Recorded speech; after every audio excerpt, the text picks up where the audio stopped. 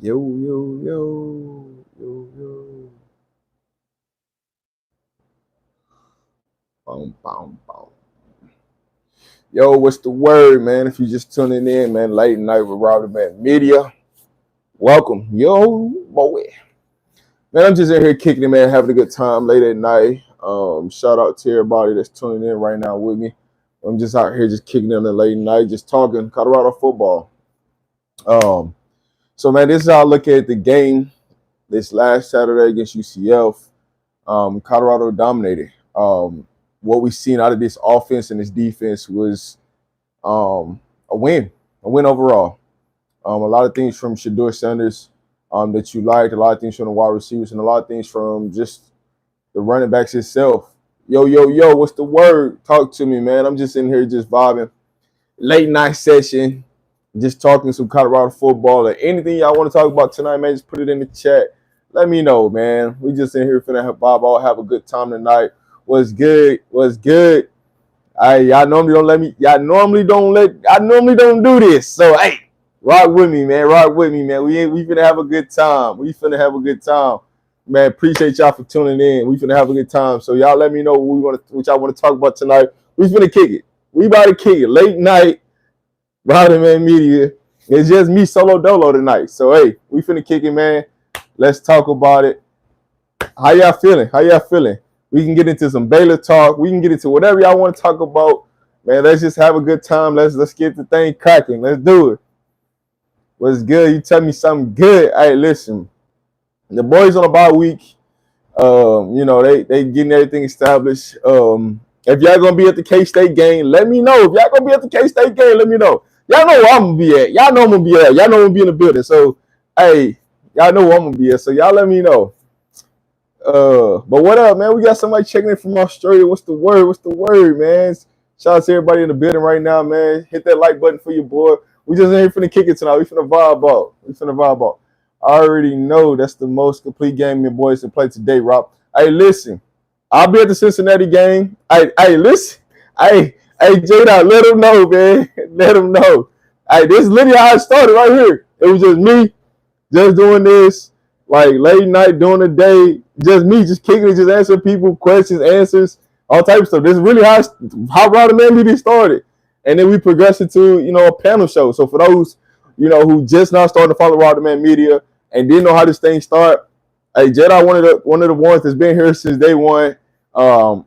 It started just like this. Me just live answer people questions, and then I just say, you know what? Let's do a panel show, man. Bring people up, bring people on the platform, let them talk with me, kick it, and then we just build this thing up organically. So, man, shout out to my day ones, man. Shout out to my team. Appreciate y'all. Yeah, man. Late night Rodham Man Media. So hey, we kicking. We finna kick it in this thing tonight. I'm a Colorado fan. I'll be there at the stadium. Got what? Hey, listen. When I'm talking about it rained so hard and it was so hot. Like it got so hot and like muggy, like at the beginning of the game, like like pregame. And then, so this was the weirdest thing that like nobody talked about yet, because you had to be there at the game to know this. On the UCF side, like if you was on the UCF side to get into the game, you got into the game when it started raining. If you was on the visitor side to get let into the game, they left you outside. They didn't even let you in. But we had to like literally argue with them. Like they didn't let us into the game until like literally like 45 minutes to kickoff. But on the UCF side, they let them in like an hour and 30 before. So like all the UCF fans, the student section, like was already inside the stadium as everything was raining. Like they students were like sitting in the rain, like just cheering, like just going crazy in there. Versus like all the Colorado people, like where the Colorado entrance, there was a gate right by the entrance where the players that came in. So if y'all see me on like well off when they came in, or y'all see me on Colin video, like me and Colin were standing next to each other when the team came in. It wasn't raining, it wasn't doing nothing. It literally after the team came in and everything, like 5 minutes later, it just started pouring down raining. And they wouldn't let us in on the Colorado visitor side. Like they just let us out there in the rain. But luckily there's a tent outside. So I was under the tent.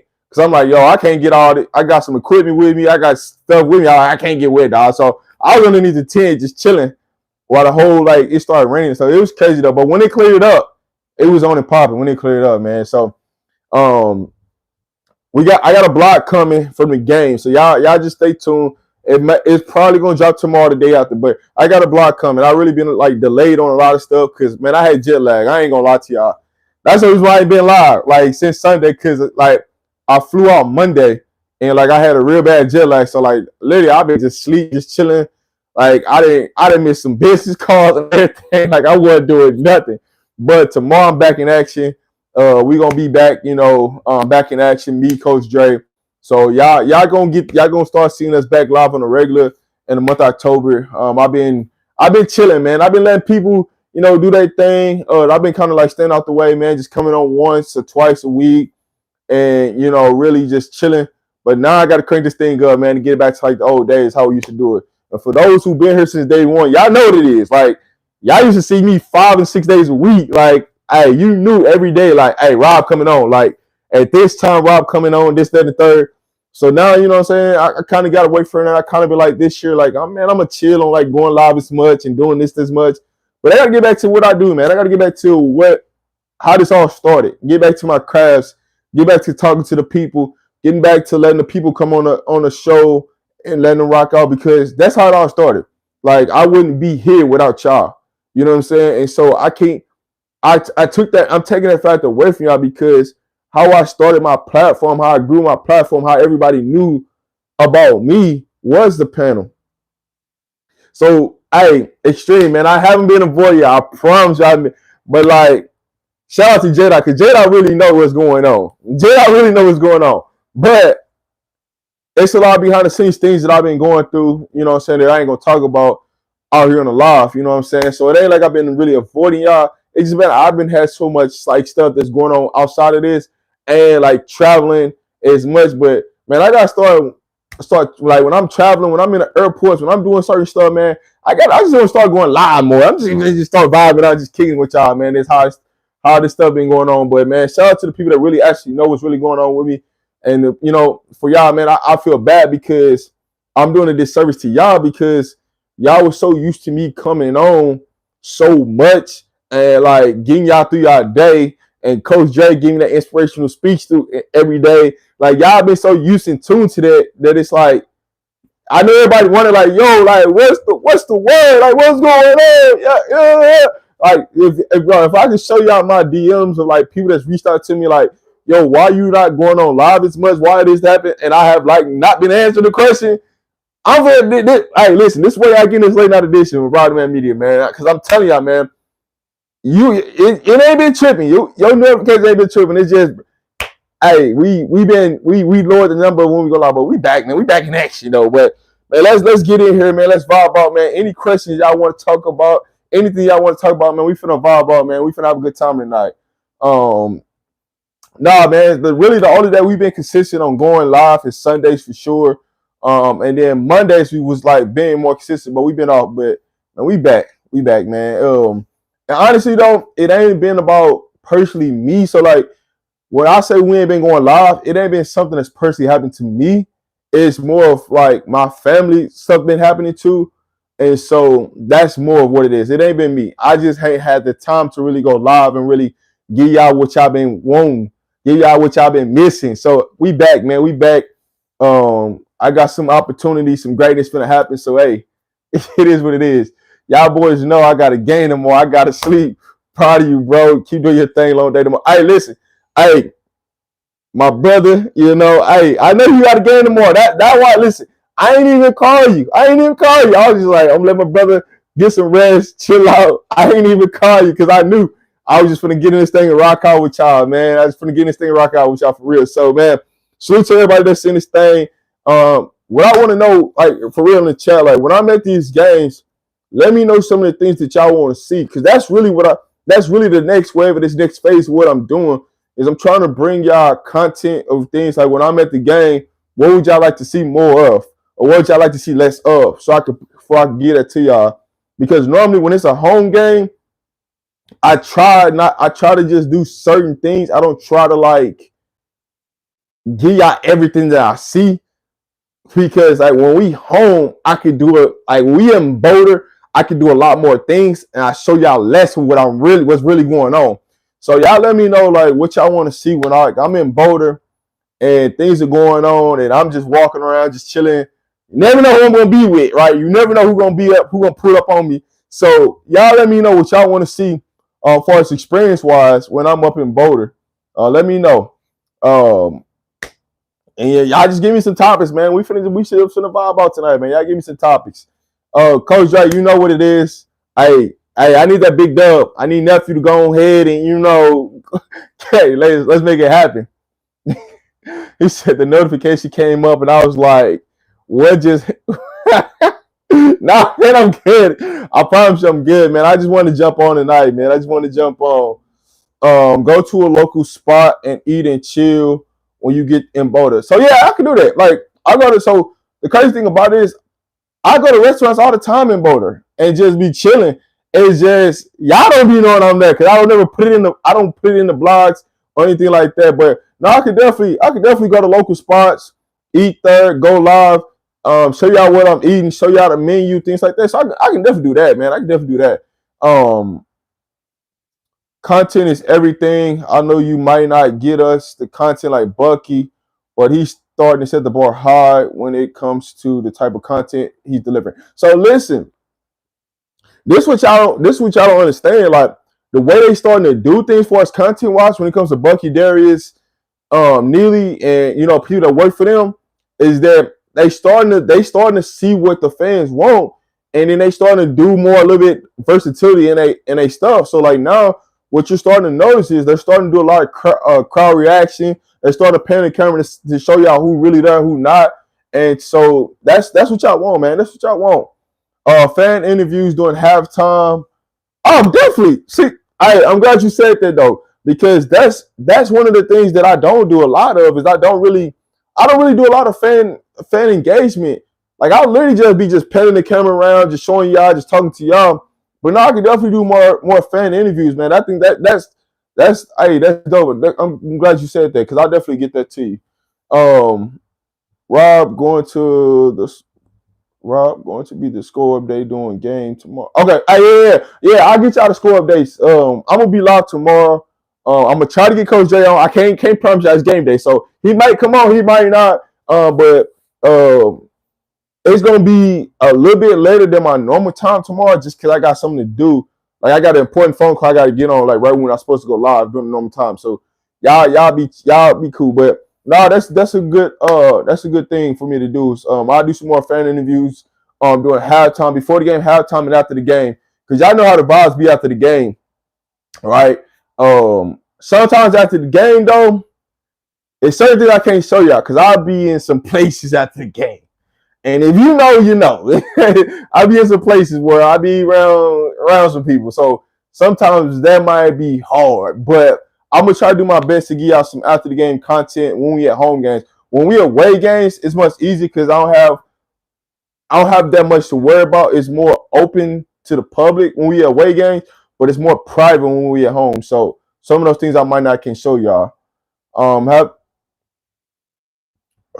Have you been to that mom and pop restaurant where they sell arguably the best cinnamon buns? They are in the Springs though. When I went to the station for Carson, I used to hit this, but I think I know what you're talking about. What you talking about? The cinnamon bun place. I think I know what you're talking about. But man, I be all over, man. And you never know where I be at. I go to a couple different restaurants.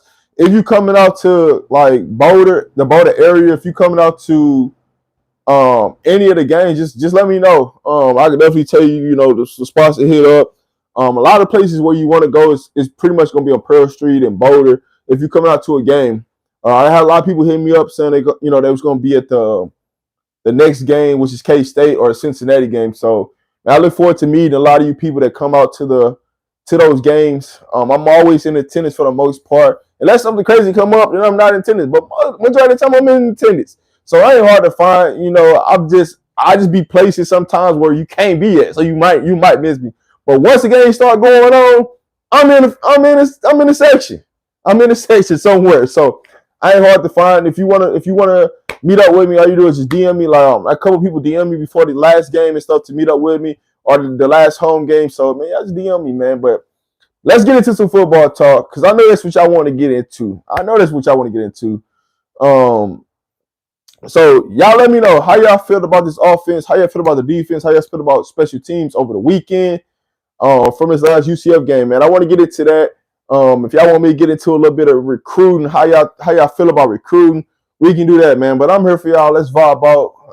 Hey, listen, I'm gonna try to rock this thing out for another 30 minutes. So it's really gonna be on y'all, what y'all want to talk about. You know what I'm saying? And how we can get this thing going tonight, man. Cause I just gave y'all a little update of why we ain't really been going live. We've been chilling, we've been letting everybody rock out, but it's time to turn this thing up now. In the month of October. So hey, 93 came on strong this week. Listen, it's just when you get opportunities, this is what probably talking about. Everybody's gonna get an opportunity to show what they got. All Sam did was he knew his opportunity was last week. He knew that Hayes wasn't gonna play. So why not? This your time. When you know that your dog ain't gonna be there and you finna play, hey, you gotta go all out. But not just 93, Sam. A lot of people forget about Arden Walker, 53, setting the edge, making plays, arguably having his best game as a Colorado Buff. A lot of people forget about that. Like Arden Walker set the edge and was really dominating and destroying that game. And a lot of people forgot about that, man. So it's crazy. What CT injury and is he out for the season? CT. Man, I'm not CT. Man, my mind blanking. CT. Just go ahead and say the full name because my mind is blanking right now. The D look way better. Listen, the defense is getting better and better each game. We're gonna have a game where we goose egg somebody, and that game's coming soon. Then somebody's gonna get a goose egg, or we finna give up only 3 points. I'm like, TC. Okay, TC. All right. TC had surgery. If y'all didn't know, TC had surgery. So there's a possibility he may not come back for the rest of the season. But it's really a week by week cases right now. But he did go through surgery. He had a successful surgery. So I'm like, CT, I'm like, that threw me off. But TC, yeah, Carter, the defensive tackle for University of Colorado, he went through surgery. He's in good spirits. I don't know what his status is going to look like for the rest of the season. What I can say is he's in good spirits right now. So y'all just keep praying for him. He may be back for the season, but as of right now, I mean, the depth that we got on this D line, if he doesn't come back, we still good. We still good. All I know is the hate for CU and Coach Prime is about to increase by 1,000. Listen, one thing I always I've been telling people lately, man, is that you gotta stop worrying about the hate that comes, because what the haters are going to do is turn into fans. If you keep winning, guess what they're gonna do? They're gonna turn into fans, because every time they say you can't do something, and then you go prove it that you can do that, they're just gonna turn into fans. They're gonna run out of excuses. It's only so many excuses to say that I hate something, right? And what I always tell people, if you hate something so much, then why are you watching it? Why? If you hate somebody that much, why are you watching it? They gotta be doing something that you like for you to find reasons. But no matter win or lose, haters are always gonna find something to hate. Just like right now, it could be somebody watching me that hate me so much. Then why are you watching? Because you want something to be able to go talk to. And what haters do is they find something to go talk about, good or bad. You need haters. You need people that don't like you, because that's what makes you better. That's what makes you keep going. That's what, like, if your life was a toddy of positive people, like, you would get so big headed that you would forget about what made you get so great.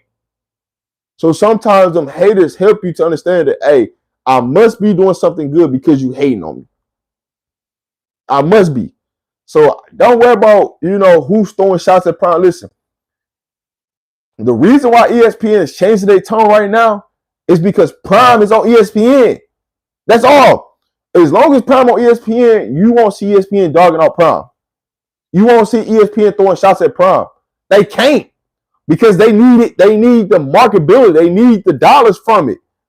It's only when Coach Prime ain't on ESPN and he's on Fox or he's on CBS or NBC is when they got a problem with Prime. As long as Prime's on ESPN, You don't see nothing negative come out of Prime. You don't hear them say nothing negative because they got it.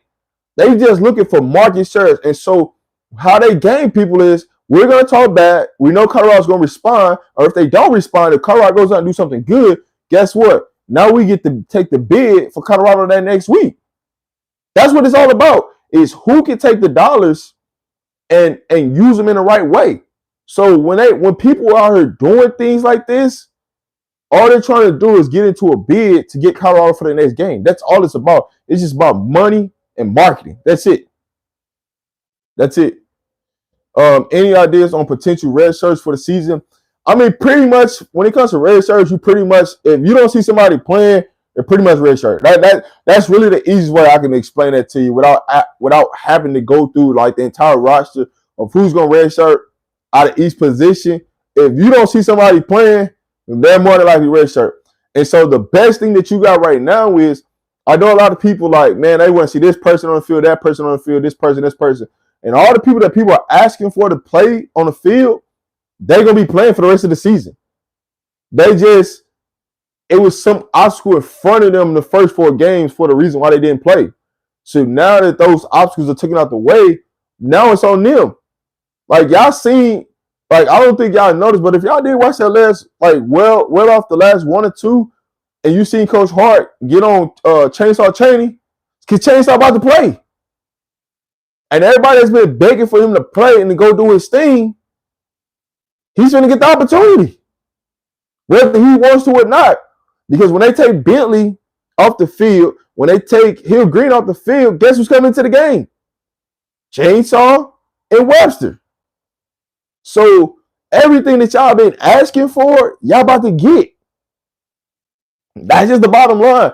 But you got to be patient in the process. And that's the only thing that I hate about college football right now, is that at the flip of a dime, a person can say, I'm redshirt, I'm going to shut it down for the rest of the season.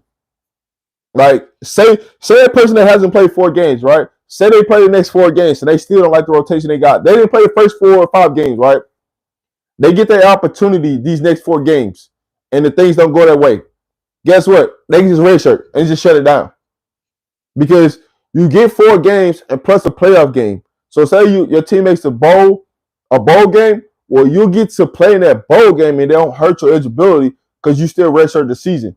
Because a lot of players don't play during the bowl game, so they're allowed. That's why they don't penalize the bowl game against you. So when you see a lot of players playing, like in this last game, a lot of players that played that you didn't see in the first 4 games is because whoever was in front of them, they got the opportunity and they didn't like whatever, like how many reps they got in the game or something didn't go their way.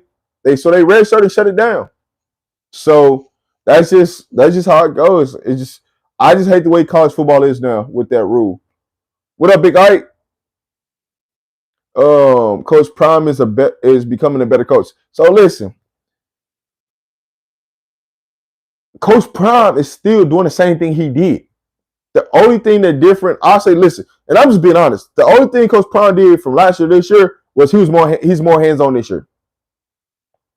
He's still giving the same thing he gave last year. He's just more hands-on this year and not accepting a lot more than what he did last year. But this is what you gotta think about. And I think a lot of y'all, it feel like he coaching more. This is what truly happened. You went out and you found better talent than what you had last year. So you don't got to coach as much. When you go out and find talent and you start becoming player driven instead of coach driven, everything looks different. Everything. And I think a lot of people forget about that because all you see is, man, the coach doing this, the coach doing that. Like, dang, why you didn't do that last year? Did we have the depth to do that last year? If I say, listen, I'm going to go bitch this guy. Well, who's coming in for him? It was a major drop-off from the first unit to the second unit to the third unit. It's a big drop-off. Well, this year, if you go put somebody in from the second to third unit, they give you the same effort as the first unit. So now I can afford to bench you and say, hey, you're not going to play. Because the depth has got better. So really, Coach Prime ain't changed nothing about himself. What changed was in the situation was we got better depth. And the people that don't get the credit for it is the recruiting team. Corey Phillips, JB, Coach Botch, Coach Riz, Alexis. What they're doing in the recruiting team is what y'all need to pay attention to. Because the recruiting team is the one who's accelerating what we're doing now. Making that phone call, getting players on the phone, the relationships they have from their last schools, using those relationships to get the players now. Like, those are the things that we got to think about. Just think about this. We could have DJ Lundy from Florida State. He decides, he backs out his commitment and goes back to Florida State. Guess what that does? That helps us get Hill Green. Think about this. What if Amos, the running back, comes? We don't get Isaiah. So everything that happened, it happened for a reason. We are just, the fruits of the labor is just prospering. That's the major thing. You're seeing players buy in. You're seeing the coaches more bought in. And this team is starting to gel and come as one. The best thing that happened to this team was us taking that loss at Nebraska. Y'all gonna look back at this season and like, damn, we took that loss in Nebraska. It brought this team so much closer. It brought this team so much closer because now they knew the only people that matter is these people in these rooms. The people that I feel like in my corner, the content creator that's in my corner, damn, he just dogged me out in front of everybody. And I thought he was on my side. And he in my inbox asking me for tickets. Like that I'm telling you what's going on because I talk to the players. I talk to the parents. So I know what's really going on.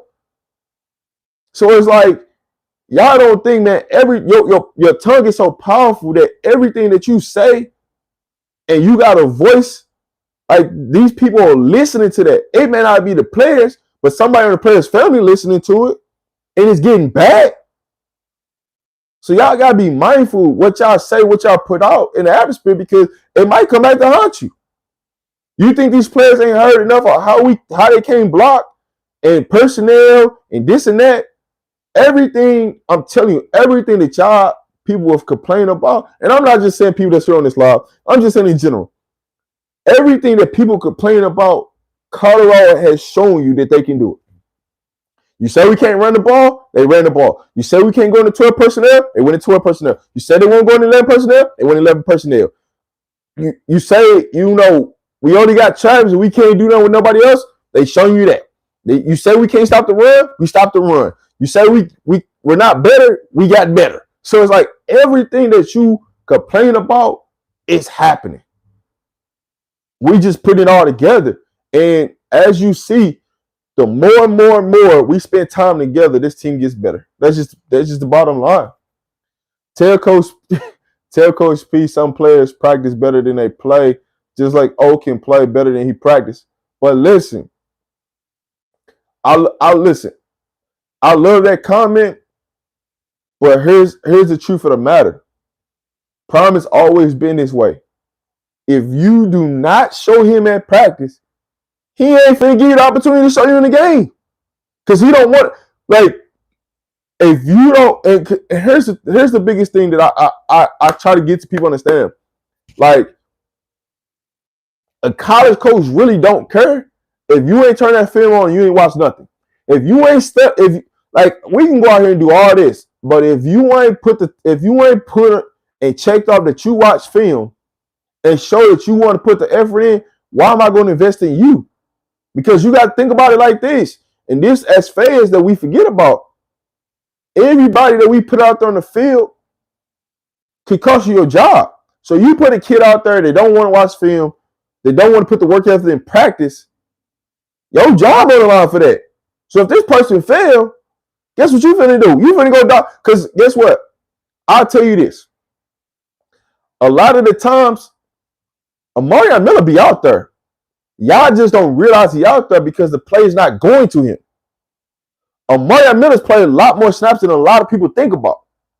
It's just the ball's not going to his side. When he does come in the game, because I'm at every game. So when people will be like, man, Amari Miller needs to play more, he's on the field.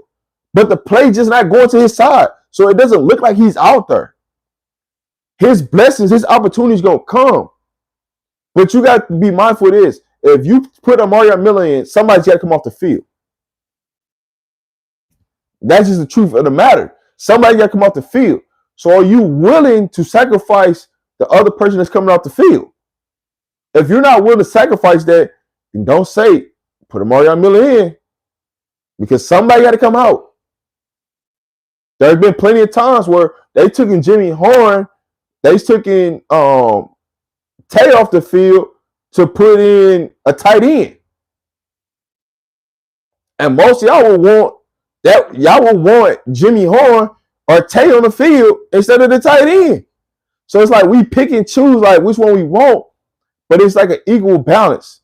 I'm telling you, he's played more than a lot of people expect. It's just the ball is not going to his side or going directly to him. Now, when the ball does come to you, you got to catch him.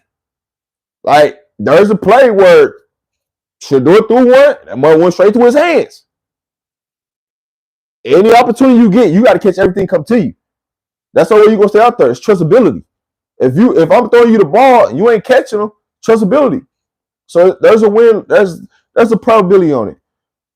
It's C5. It's C15 playing this season, Cardell.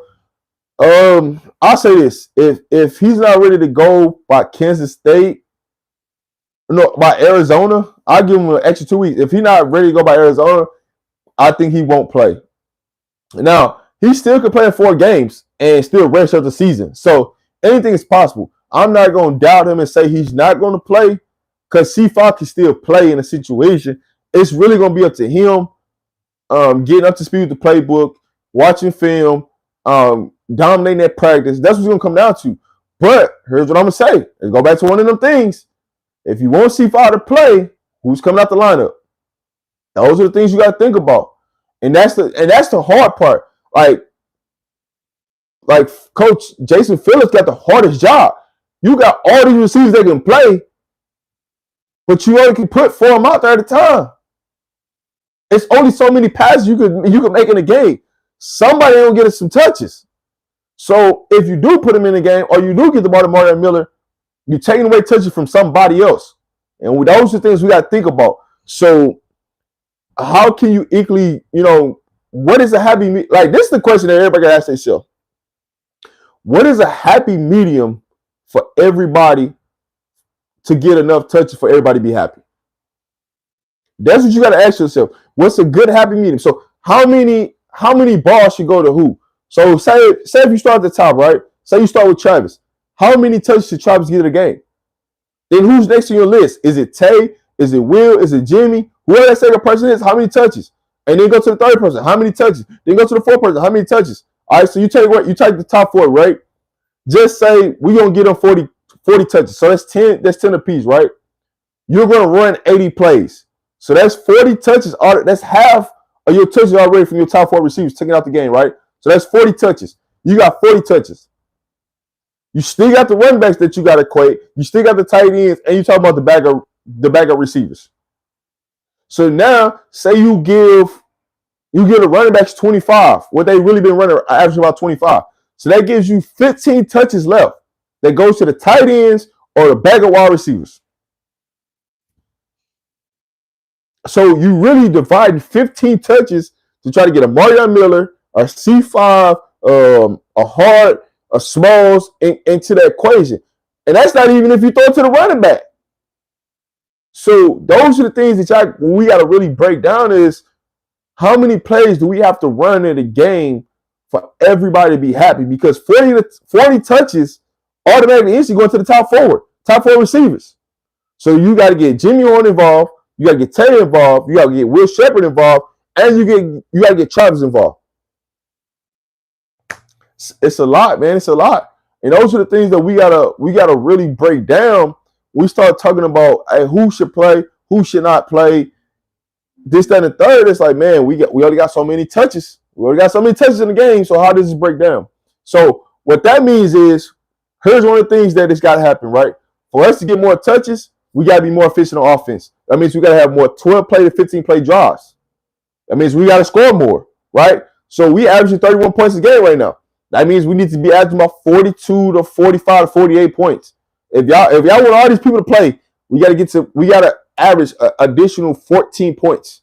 So we average 31, we average additional 14 points for everybody to be happy. And you still may not be happy because out of them 14 points, it might be defensive touchdowns or special teams touchdowns. So it's a counteract. It's a counteract. Listen, I said this before the season. This season starting to feel like JSU year 2, year 3 with Prime.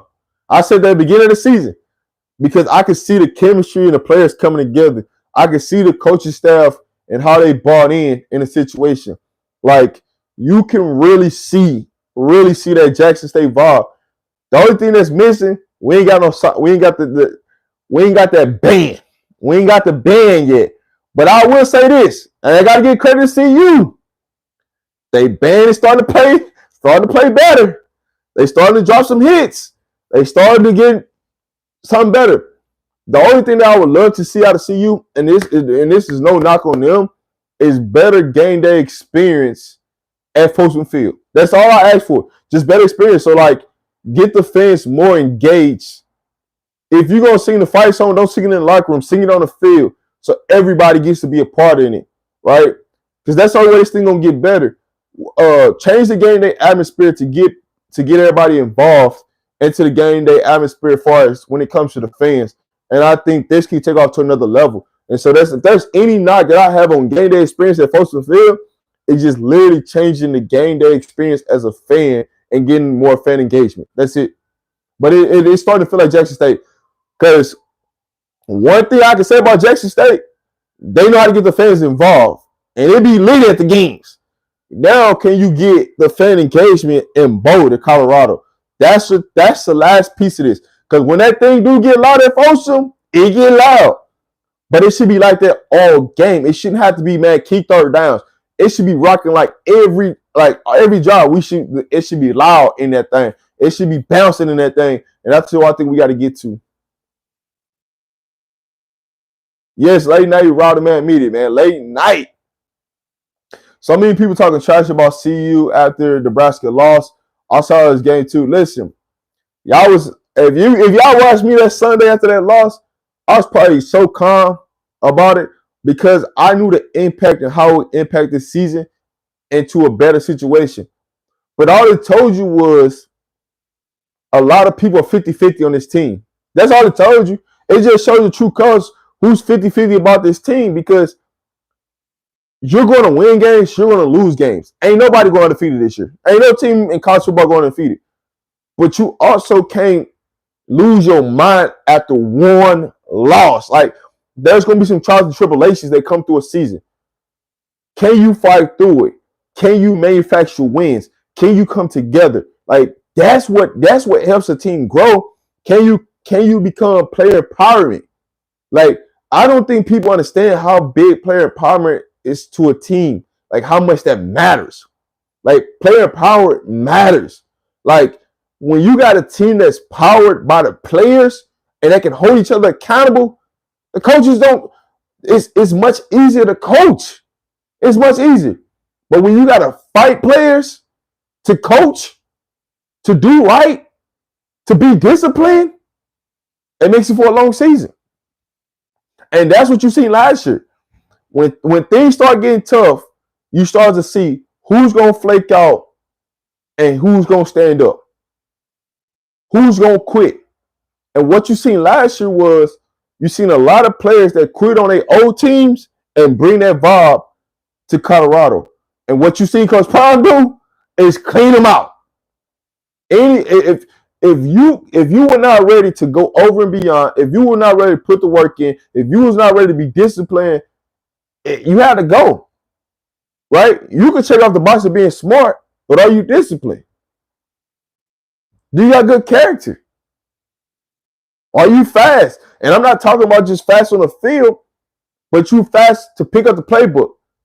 You're fast at understanding what's going on the field and not making minimal mistakes. Like, those things matter. And some of the things that I think a lot of people forget about is that this new wave of college football is different. It's different because it's not necessarily the player. They could be getting bad advice from an agent, getting bad advice from their parents. And that's the reason why they're playing the way they're playing. Because they're getting bad advice. Because when you start bringing money and pay to play, everything's off the tables. Now is how much will the money overrule how you play? You'll be amazed at like when you don't got money and you get money, how people decision making change, how much they change as a person, how much the family change. And then we forget about that. We space out about it. There is a lot of levels than just playing football at the Division I level now. It ain't, hey, you got a free ride, you get a stipend, and you just go to class, or you don't go to class, and this, that, and the third. It's more to college football now. And those are the things that people forget about. So when they start going on rants, everybody's first mindset is how college football should be ran. Well, that ain't the way it's ran. Well, it should be. You should do this. You should do that. That ain't what's going on. So the people that's been able to adapt to the new college level of football are those teams. That's the teams that's prospering. And if you don't believe me, just look at Florida State. Just look at Florida State. The money is ruining the team. They went out and they paid all these players. Some of them to return, some of them freshmen. And look what it's got them. 1-4. That's what it's got them. 1-4. But we sit here and we get upset about one loss on the season. Be happy for where we at right now. If you ain't happy, I don't know what to tell you. I don't know what else you want. I don't. Late night Rowdy, man, media for sure. Yeah, man, y'all getting late night, man. Y'all getting my late night rants. Man, I'm telling you, man, we just in here vibing, man. We in here vibing. Y'all let me know what y'all want to talk about. Put it out there. You know what I'm saying? I'm going to pin what I'm talking about so you're not lost of where I'm at and what comment, things like that. Do you think Kamani comes back to see you? I'm not going to answer that one, but I'm going to leave it there. Kamani was in attendance at the UCF game. I can tell you that for a fact because I was there, so I know exactly where he's at. What I would say is, man, just let Kamani be Kamani. Let him be a kid. Let him go through his growing pains. He's gonna be better than most people think. I just, he has some setbacks, but he's gonna be better than what people think he is. I saw that Shedeur blew up on Miller. But let me just talk about Shedeur. And this is one of the things that people don't talk about because they don't know. Shedeur's leadership has tremendously improved this year. I'm going to say this again. For those sitting in the back that ain't listening, Shedeur leadership has improved this year. When I'm talking about Shedeur being more vocal this year, he's been more vocal this year. Like, I'm seeing it. Like, he's getting on the offensive line. He's telling what's acceptable, what ain't. He's getting on receivers for not running the right route, for not doing their assignment. He's getting on himself for not doing what he's supposed to do and holding himself accountable. Last year, it was just like, man, let me just get through the season. Let me just get to the next play. This year, you see tremendous leadership out of Shedeur. And those things don't go unnoticed. I just got to put that out there. I've seen the improvements from Shedeur year to year. But this year, when it comes to vocal leadership, even with Travis, when it comes to vocal leadership, they've been on point.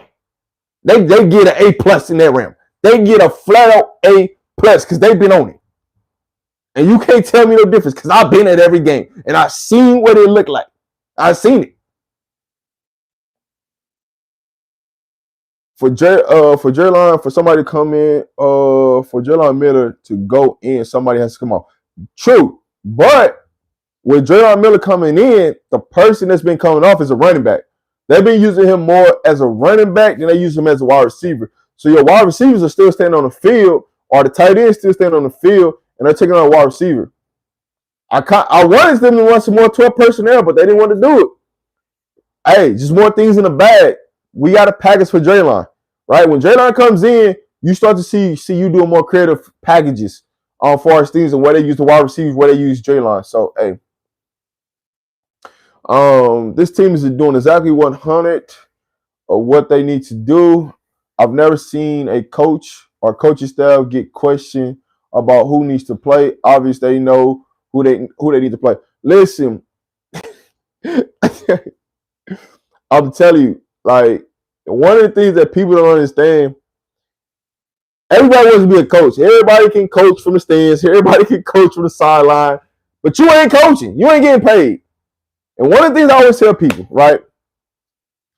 If you want to coach that bad and you want to tell people who to play, just go get your freaking degree and go coach.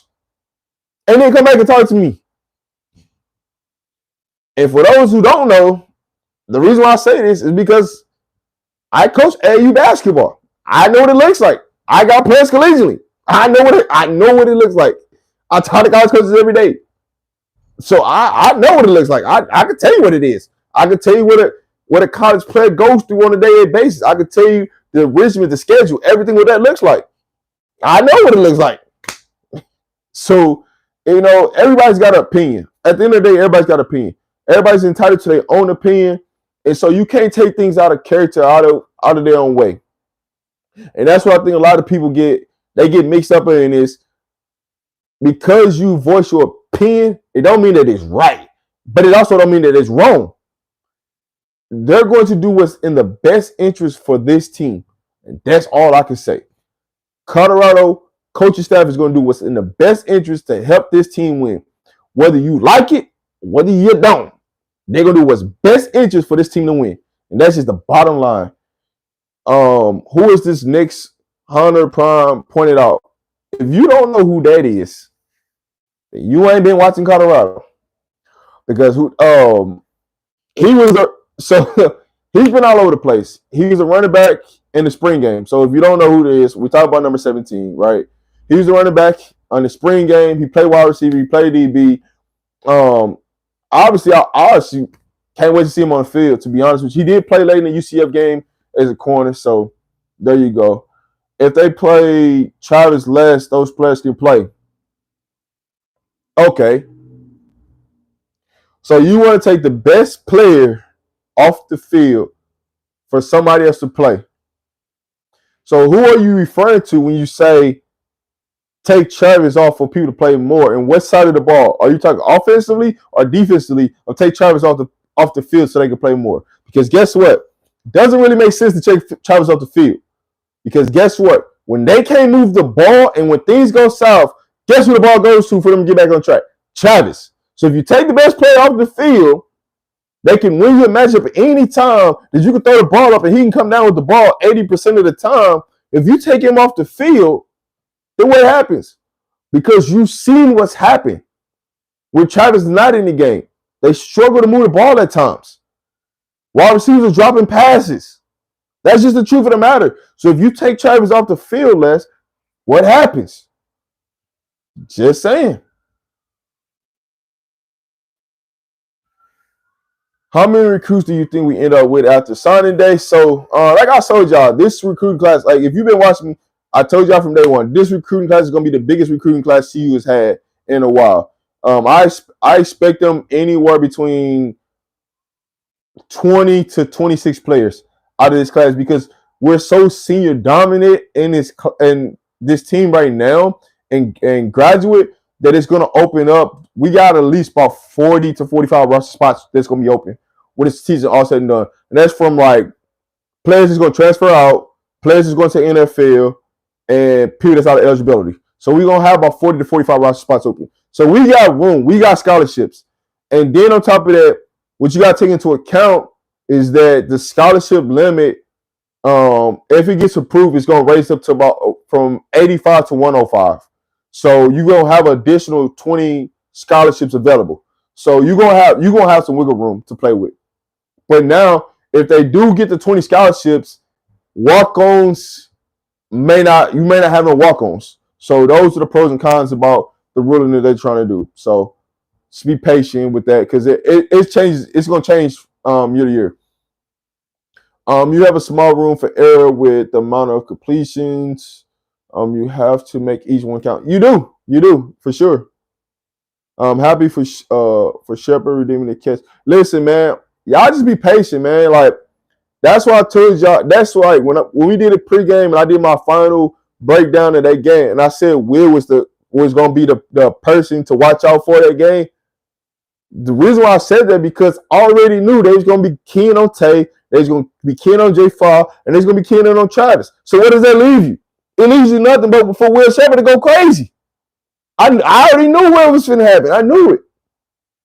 But also, like I told y'all on defense, hey, Cam was going to be that guy because I knew what they was going to do and put Cam in the box, and they was going to leave Carter over top because I've been at the games. I've been watching it.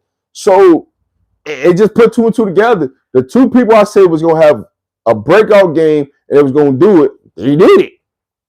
Hey, Travis is not a distraction.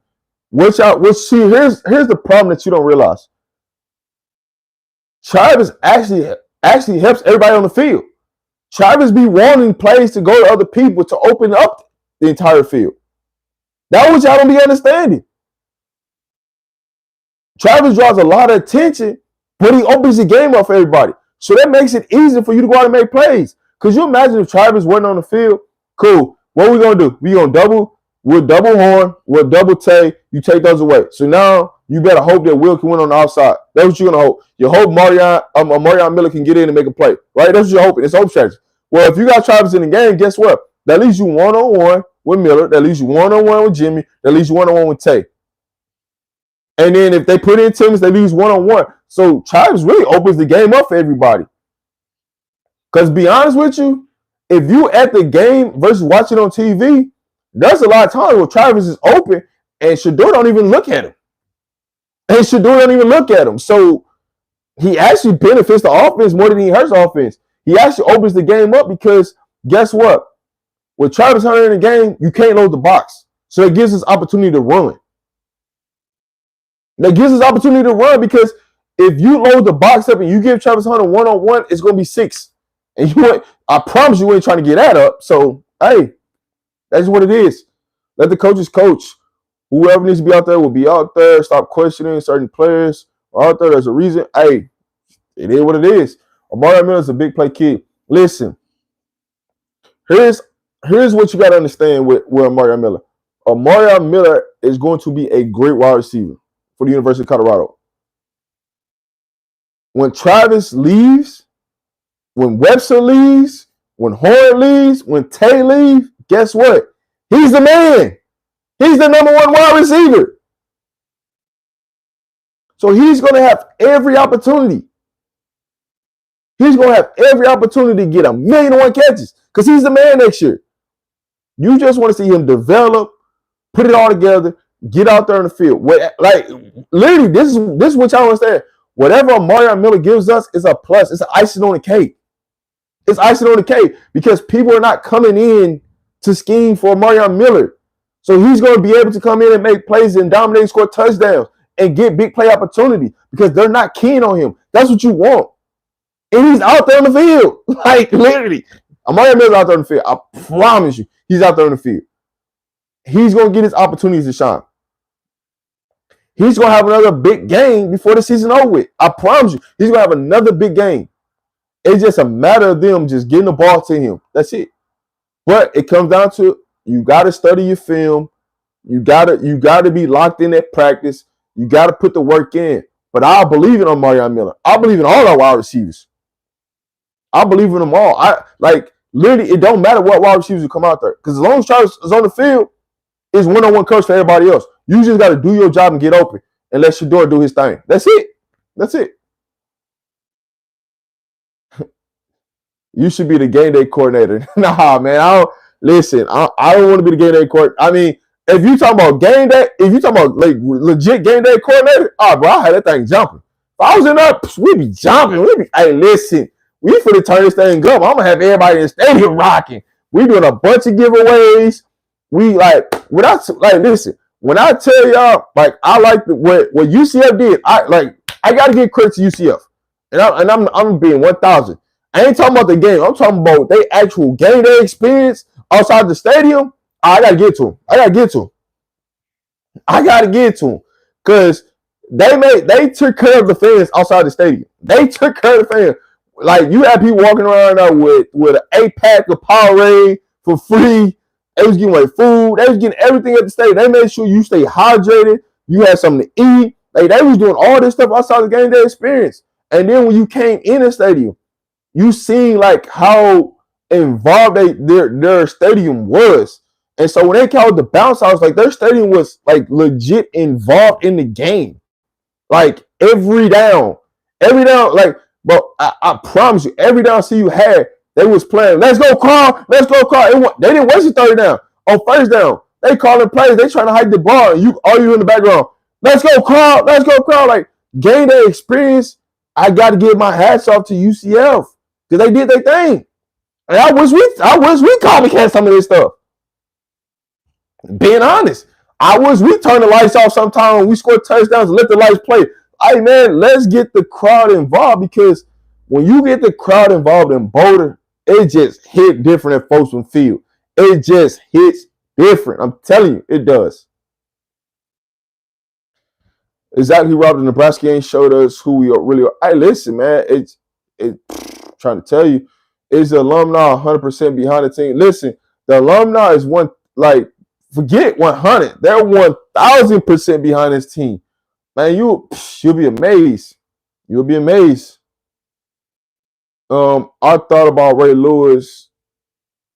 I thought about what Ray Lewis told the team about the. Hey, listen, wins and losses gonna come, but you can't hold your head to a loss. You just gotta move forward. And those are things. Bro, Florida State is miserable.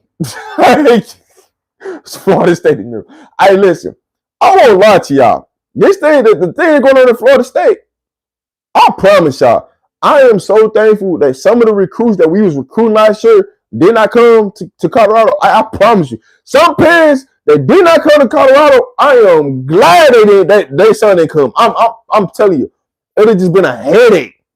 Because all you would have heard is they parent talking because the playing time and they ain't getting this and they ain't getting that. I am proud. Thank you. Thank you for just crossing some of these players off the board. Because some of this stuff that some of these other teams going through in college football is absolutely ridiculous. Absolutely ridiculous of what's going on.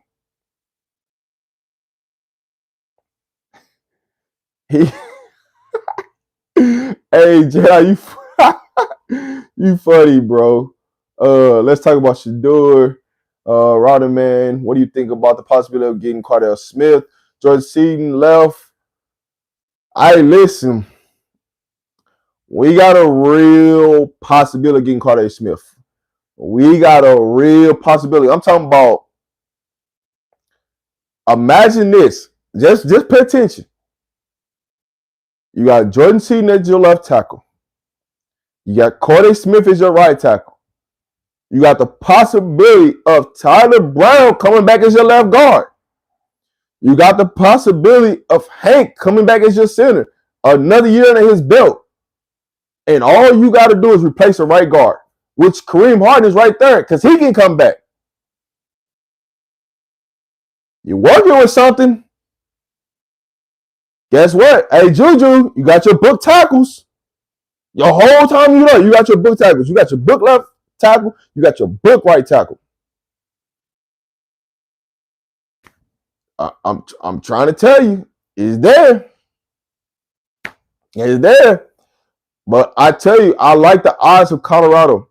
But here's the thing that y'all don't know. Keep your eyes on what USC does this year. Pay attention. Who fires coaches in the NFL?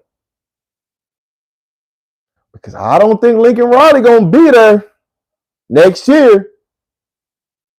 And if he ain't there, the floodgates is open. The floodgates is open. So I just want y'all to pay attention to a couple things because there's a couple things that's going to transition for us to land a lot of players that USC is focused on right now. So I want y'all to really pay attention.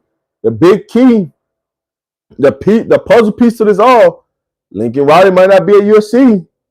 And who's firing coaches in the NFL? If a premium job comes open as an offensive coordinator, don't be surprised if Lincoln Riley takes it. And the reason why I'm telling you this is Lincoln Riley has lost some players because of NIL deals, and he's tired of dealing with NIL. Lincoln Riley didn't want to go to the Big Ten. He wished USC would have went to the Big 12, went to a passing league and not a physical and running team, because that's part of the reason why Lincoln Riley went to USC from Oklahoma, because he didn't want to play in the SEC. Start piecing things together. If you know Lincoln Riley, you know how he is. I'm just telling you, there's a strong possibility that Lincoln Riley is not the head coach of USC next year. But you ain't gotta listen to me. But I promise you one thing: when the dots start connecting, we gonna come on and talk about it. I love the 11 personnel scheme. Give Shurmur more time. Listen, I've been saying it over and over again. What people fail to realize is people kept taking Pat Shurmur from what he did in the NFL. You got to give him time to adapt to the college game, right? But one of the things that I also said, if you take Pat Shurmur when he was with the Los Angeles Rams and when he's with Minnesota, if you get that Pat Shurmur that was calling plays, you got something. Because he's going to put players in space and you're going to see a lot of things happen in the good ways. The difference is Pat Shurmur has never had a team that had great defense, and he's never had an above average quarterback. Go through Pat Shurmur's resume. He's never had an above average quarterback and a great defense. And guess what? He's got it at CU. He's got a great defense. He's got an above average quarterback that can get the job done. That's the difference. Do you see Warren Sapp influence? Man, listen. What Warren Sapp, and you can't just give credit to Warren Sapp and not give credit to Coach Lewis. Them two together, it's just a masterpiece. Just a masterpiece together. Because one, they not just like get your butt down there and do the work. Matter of fact, we gonna get down here and we gonna put our hand in the ground and we gonna show you what it look like.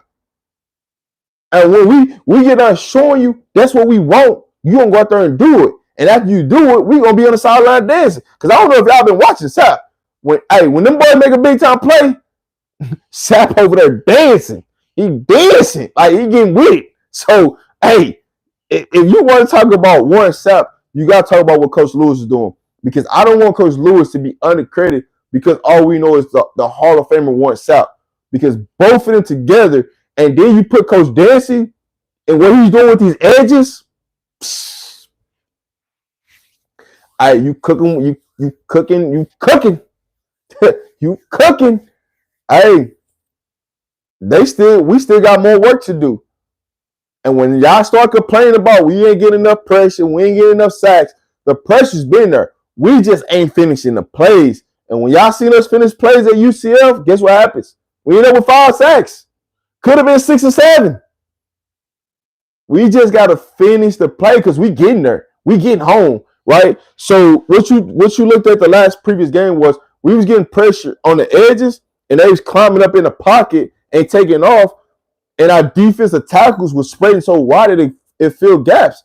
Well, now, when you start to put these big bodies in place and you put your dozy back in there, now you start to get the right rushing group in there on third down. So now we're pushing up the middle and pushing on the edge, and now we keep the quarterback where he doesn't have a lane to escape. So it's working. ECU. Whoa, this thing just jumped. It's ECU working on extension for Phil and Rob Livingston. Listen, if I'm CU, you better be. Listen, I don't think y'all understand Rob Livingston. When he tell y'all it's money on the floor, that means everybody about to get paid. Because it's open season. Listen, CU ain't stupid. See, you understand? Like, listen, all this money we making right now. Could you imagine if CU keep winning? If you thought if you took a 4-8 season, right, and Prime made 28 million off a losing season, could you imagine how much money they're gonna make in a winning season? Think about it. You had 4 wins in the season, and you made $28 million off 4 wins. We just went to the Big 12 and we got 28 million and just media rights, right? Could you imagine what the green gonna be this year? You ain't gonna see no red. You gonna see a bunch of green. I mean, Prime finna get an extension. Livingston gonna get an extension. Phil gonna get an extension, and the rest of the position coach finna get an extension. Hey, listen. Hey, Rob and Phil, yeah. Hey, y'all might be getting 1.52 million. Y'all gonna be somewhere in there, 1.52 million for sure.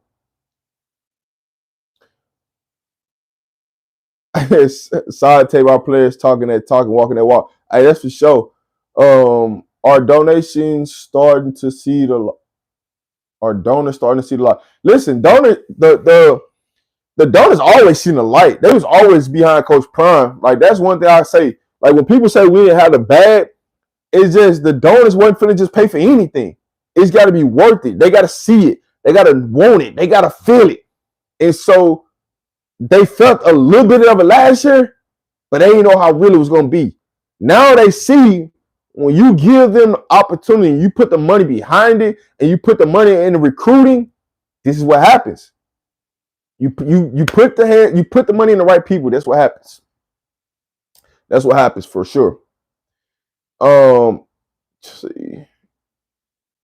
If CU goes 9-3 or better, I don't see how they keep Livingston. NFL team will make the call. Other people. Listen, here's what I'll tell you about Robert Livingston. Robert Livingston is about loyalty. And the reason why I say that, right? How long was he with the Bengals? Right? 9 plus seasons with the Bengals. If he was loyal to the Bengals and he went from a scout to a position coach through all those years, why would he leave to go do something else unless the right opportunity came available? It would take a lot for Robert Livingston to leave after 1 year. What I would say in this situation, you got Robert Livingston for guaranteed 2 years. Now, after that second year, all hands off. But I think you're going to get 2 years out of Robert Livingston at CU. And the reason why is I don't think that CU is going to just let him walk away for free. I think they're going to put a competitive offer up there. Seeing what they see right now, it just as well. And it's not saying that Coach Prime would stop him from elevating, because Coach Prime ain't gonna never stop you from elevating. If you get elevated, Coach Prime is gonna find somebody else. He is. But what it shows is when you put the right people in the right places, this is what happens. Because the first thing that people said when Robert Livingston got hired was, oh, he don't know what he's doing. He's never called plays. And just start running at the mouth. Didn't even know the man. Just started running at the mouth. And what you see is if you put the right people in the right place and you give it time and you allow it to develop, it can prosper. That's what you're seeing. You're just seeing stuff prosper that you didn't think they could prosper because you had already put a negative spin on it from the get-go.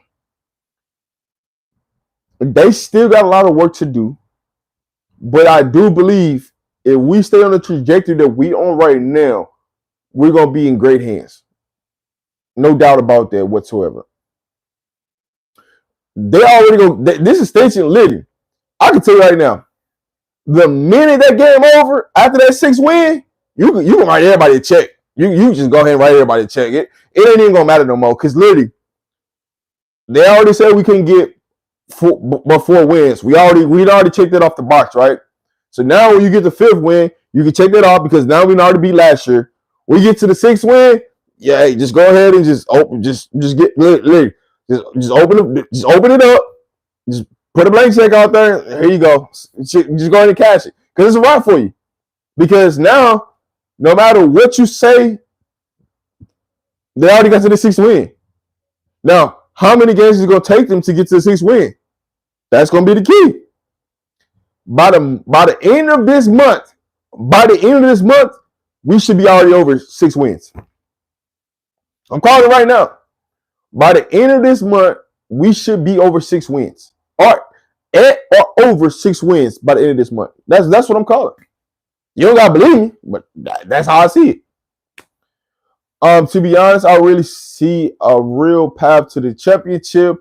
I don't see any other team beating us. So the way the Big 12 is, right? And this is the part that I love about the Big 12 right now. We have a great opportunity to do something amazing because, like I said it from the beginning of the season when I kept giving my preseason predictions, we got to play the top teams in the Big 12. So we're going to get to measure where we're at because we're going to play the big dogs. We're going to play K-State. We're going to play Utah. We're going to play Oklahoma State, right? So the 3 people that they expect to win the Big 12, we got to play them. So we get to measure where we're at. And it just takes me back to one thing that I haven't talked about yet, right? A lot of people have been hitting me up and they've been asking me about why we not ranked. And when I go back and I haven't explained this yet, so I'm glad I'm on the rock because I'm about to explain this. I'm about to explain this for everybody. We're not ranked because we haven't beat a ranked team. It's as simple as that. We haven't beat a ranked team for us to be ranked. We haven't completed an obstacle where they see fit from the AP to put us in the AP top 25. That's just point blank period. But what it does do is it keeps us hungry. I'm glad we're not in the top 25. I'll be the first person to say, I'm glad we're not in the top 25 because it makes us bring our lunch pail in and we got to go work. We didn't get big-headed. We can't get big-headed out the UCF game because now we put the word on notice. Now we got to go do it again. And again and again and again. We got to go take our respect because everything that Colorado going to do, you're going to earn the respect to everybody. And as long, I honestly, y'all should love that we the underdogs. For anybody, I'm just being honest, 1,000. For anybody that's betting, you should love to see you the underdog and we winning. Because every time they count us as an underdog and we win, guess what? Y'all making money. So I'm just saying it from an aspect of us keeping an underdog is really going to make a lot of people profitable. Like a lot more people profitable because they keep counting us out. So y'all should love and thank that we're the underdogs. Y'all should love like the vision of where this team can go. You can't even put a number on it. You can't put a ceiling on it because there's so many opportunities still ahead of us that can make us better and better. Because no matter every time we win, guess what a naysayer gonna do? They're gonna move the goalpost. They're gonna move it. You can book it. I'm telling you this right now. You can book every single time we win, the field goal post is gonna get moved. We go out and beat K-State. Oh man, K-State ain't good.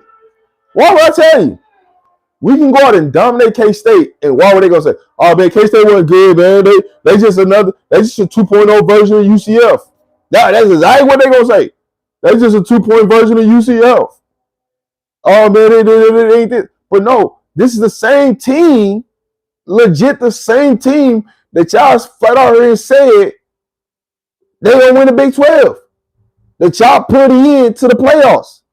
But they haven't come around and gonna say, "Oh, they're not good." Well, I'll tell you this.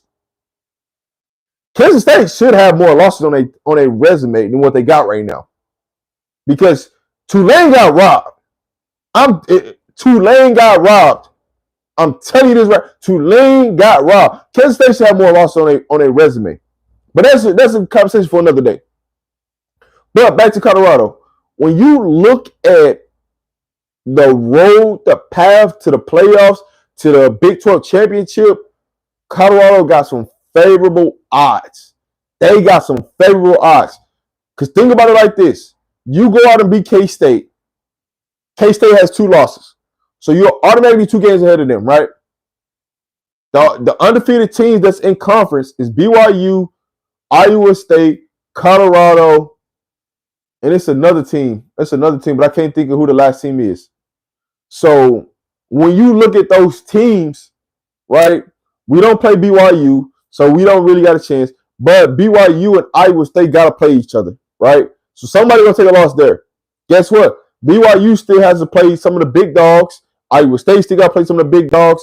So when you look at it, we're in good shape. The thing about it is we just went to a bye. That's the only thing I don't like about this part right here. So we went to a bye. We're going to get healthier, but we have momentum rolling, and you want to see the momentum keep going. But also, Kansas State's going to a bye. So it's kind of like when I first looked at it, when we went to a bye, and I looked at K-State when they went, and when because I didn't look at K-State's schedule. I just looked at our schedule when we went to a bye. I'm like, man, I don't like us going to a bye. Like, I don't like us going to a bye, then got to play Kansas State. Because Kansas State was the original homecoming game. And so when I seen it, I'm like, man, I don't really like this. But when I looked at K-State's schedule, I'm like, hold up, wait a minute. So K-State goes on a bye too. K-State coming off a win. So this is perfect. So now you're going to get 2 great games. You're going to get a great game off of it. And both of these teams coming off of it. Texas Tech, yeah. But see, Texas Tech going to get beat. Because Texas Tech, their defense is not good. I'm telling you, defense not good. You can score on them. They're going to have some good games too. That the thing about it, I hate that we ain't going to play Texas Tech and love it. I do love that we get K-State, Utah, and Oklahoma State at home. I do love that factor. Like if we can have it any kind of way, I'm glad we got them 3 games at home. No doubt whatsoever. If we got to get to the Big 12 championship, the road got to go through Boulder. Because you're going to have to come beat us in Boulder. And that's the only good factor that I love about this. But the odds of what we got, what up, CU Buff Dynasty? Whatever, man, listen, man, if I forgot to shout y'all out, don't pay me no mind. I'm just in here just rocking this thing out with y'all, man. Salute to what y'all got going over there. Dino, CU Buff Dynasty, all y'all boys over there. Shout out to everybody, any content creators that's in here that ain't saying nothing, man. Feel free, man. We in here just chopping up, just having a good time, man. So y'all just let me know anything y'all want to talk about. I got sidetracked, but hey, that just threw me. I just had to, shout out real quick. Shout out to Lawrence RBE for the $5 super chat. Salute, the officials in college have been. Hey, listen. College football refs have been horrendous the entire season. From game 1 from Notre Dame and Florida State to now, it's been horrendous. But at the end of the day, you got to find a way to win. You got to find a way to win. The Big 10 refs understand. Listen, to be honest with you, I'm not even tweeting about the refs this year because we ain't got the Pac-12 refs. So I'm good. Like you when we was at games last year, you could just tell we just like it stuff was just getting out of hand. But what I will say is, I mean, the refs have been kind of good to see you this year. Now, some of the stuff at the UCF game and some of the penalties kind of questionable, but it didn't hurt us. At the end of the day, it didn't hurt us. So we just got to play better. That Virginia Tech game, listen, here's my thing about that Virginia Tech game. My feeling on that game is you can't overturn that call when you already called it a touchdown on the field. And you had no evidence to prove that it should have been overturned. That's my only problem because Virginia Tech did get robbed against Miami. 1,000%. If you called a touchdown on the field, keep it a touchdown. Keep it a touchdown. Because you ain't have no evidence to overturn it. You just flat out didn't. You just didn't. Facts to Pac. Man, listen. The Pac-12 refereeing, oh my gosh. Oh my God. I'm so glad we ain't got that. Like, go send them to the Mountain West. Stay in the Pac-12. I'm so glad we ain't got them refs, but what I will say, I feel like they had something out against Prime last year. It felt that way, man. Like no matter every time we hit a big time play, they threw some type of flag. And it was just like, come on, dog. That didn't have nothing to do with the play. Nowhere near impacting the play. You call that? Come on, dog. Come on, man. But hey, we out of the Pac-12. We in the Big 12. I just like where we sit at. Like when you really boil down this thing and think about it, like where we sit at in the Big 12, we got a hell of a opportunity to really go down in history in CU. We got a lot of things, a lot of records we can break this year at CU. A lot of different players, a lot of different opportunities. And I don't think people realize like everything that we got that we can break this year. So the next task, the biggest task is the next task, right? Which is K-State. So let's get into K-State, right? I'm gonna talk about this with Coach Dre. So y'all don't be mad. Coach Dre, I promise you, we gonna have a segment and we gonna really break down K-State.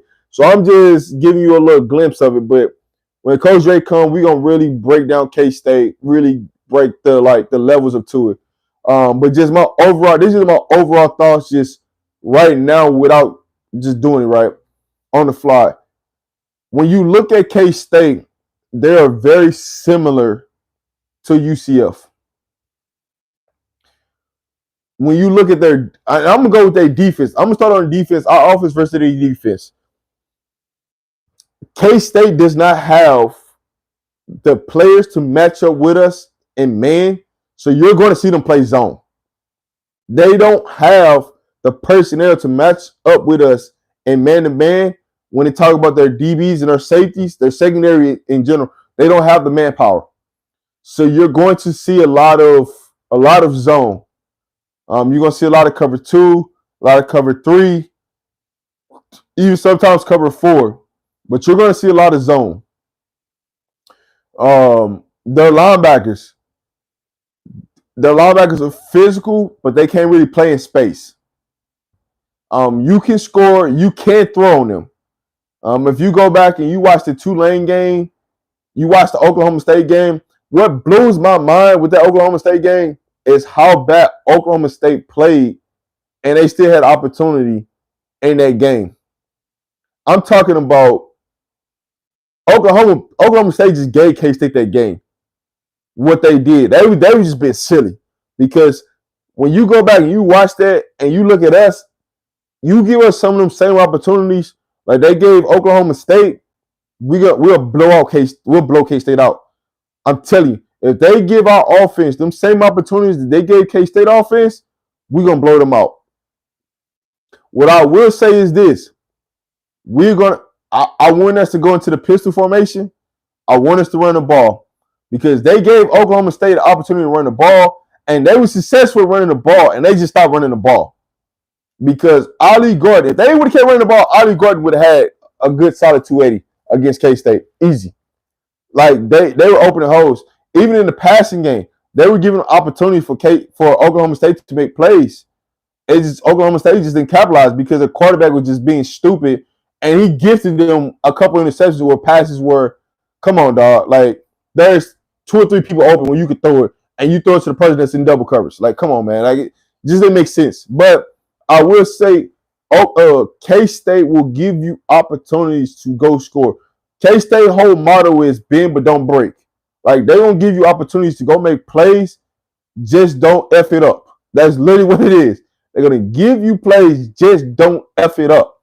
So I would love to see Pat Sherman stay with 11 and 12 personnel, because I do feel as if they got great opportunity to excel. If we stay in 12 personnel, we stay in 11 personnel, and move our receivers around like we did at UCF, I like our chances against their defense. Now, our defense versus their offense, we got 2 keys, right? The first 2 keys on defense: stop 31, stop 2. DJ Giddens is their engine, right? He's their starter. But the key to their offense is going to be the quarterback, right? Can you keep the quarterback contained? The only difference between 2, the quarterback in UCF quarterback is that he's more like Kansas State quarterback is more athletic than KJ. KJ gonna try to run you over. Their quarterback Avery is gonna try to run around you. That's the only difference. That's the only difference. But they're gonna bring the same type of style, right? What up, Ali? They're gonna bring dang, I ain't see you in a minute, Ali. I ain't see you in a minute. But K-State is gonna try to bring the same RPO that you've seen, right? So as the ends, you gotta stay you know, you gotta contain the edge, right? You can't get out of your position. So that's what I would say. But overall, when you look at K-State versus Colorado, you're gonna see kind of similar things that you've seen in the UCF. And can we manufacture and do the same exact thing that we did before we went on the bye, right? Do we come back and stay locked in and stay focused and stay ready to go? Because this is the next wave, right? So you look at it.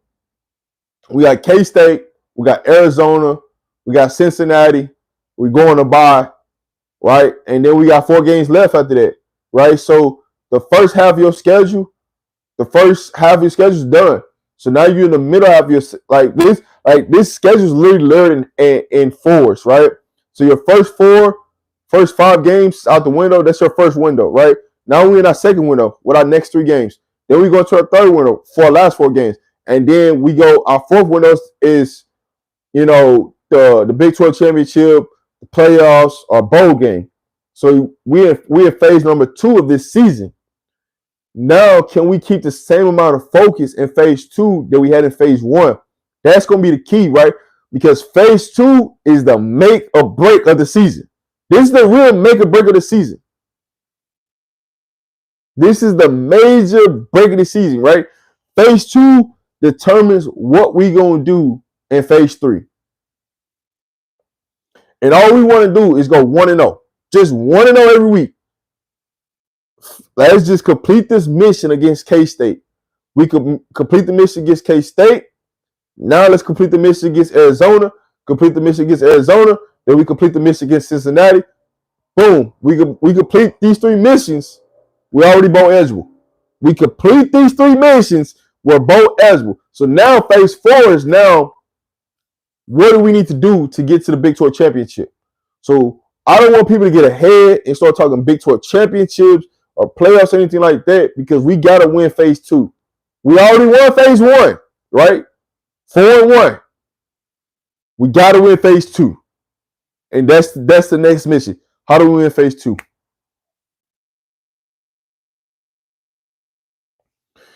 What do you think about the 8:15 start time?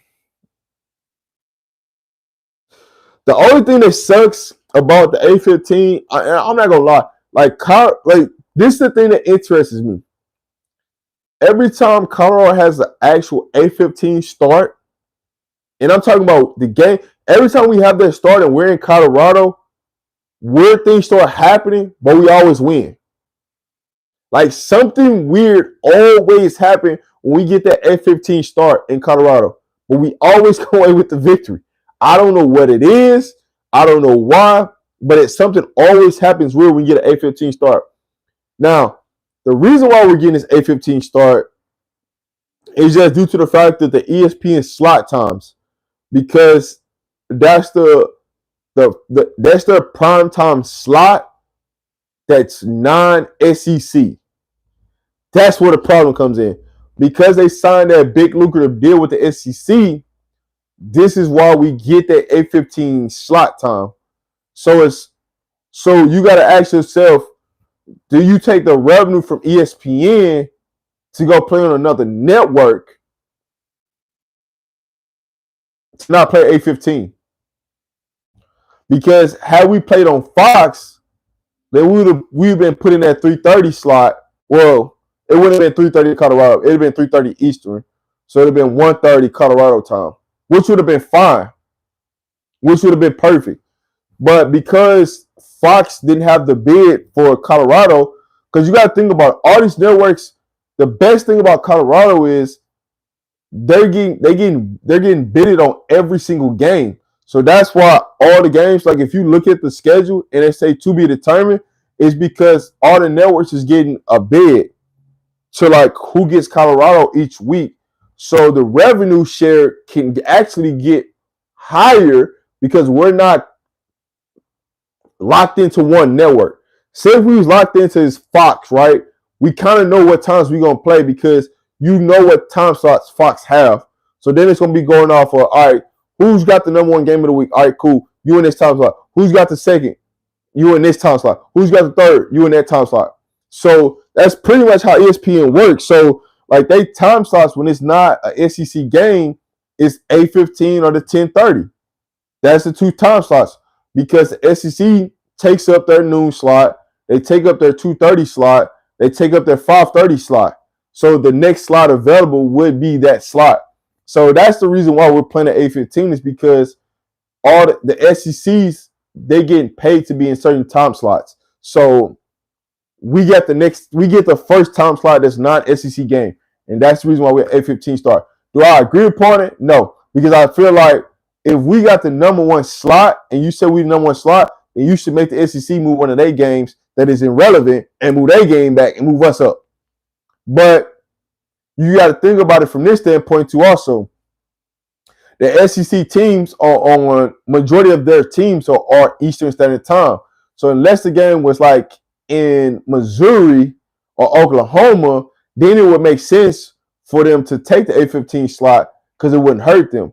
But because a lot of their teams on Eastern Standard Time, 8:15 start would mean they will be starting technically at 10 o'clock. So it's pros and cons behind all this stuff and logistics behind the reason why we got this slot. So like, yeah, it's 8:15 Colorado time, but it's technically 10 o'clock on Eastern Standard Time. So it's just a bunch of pros and cons behind the BS. That's really all it is.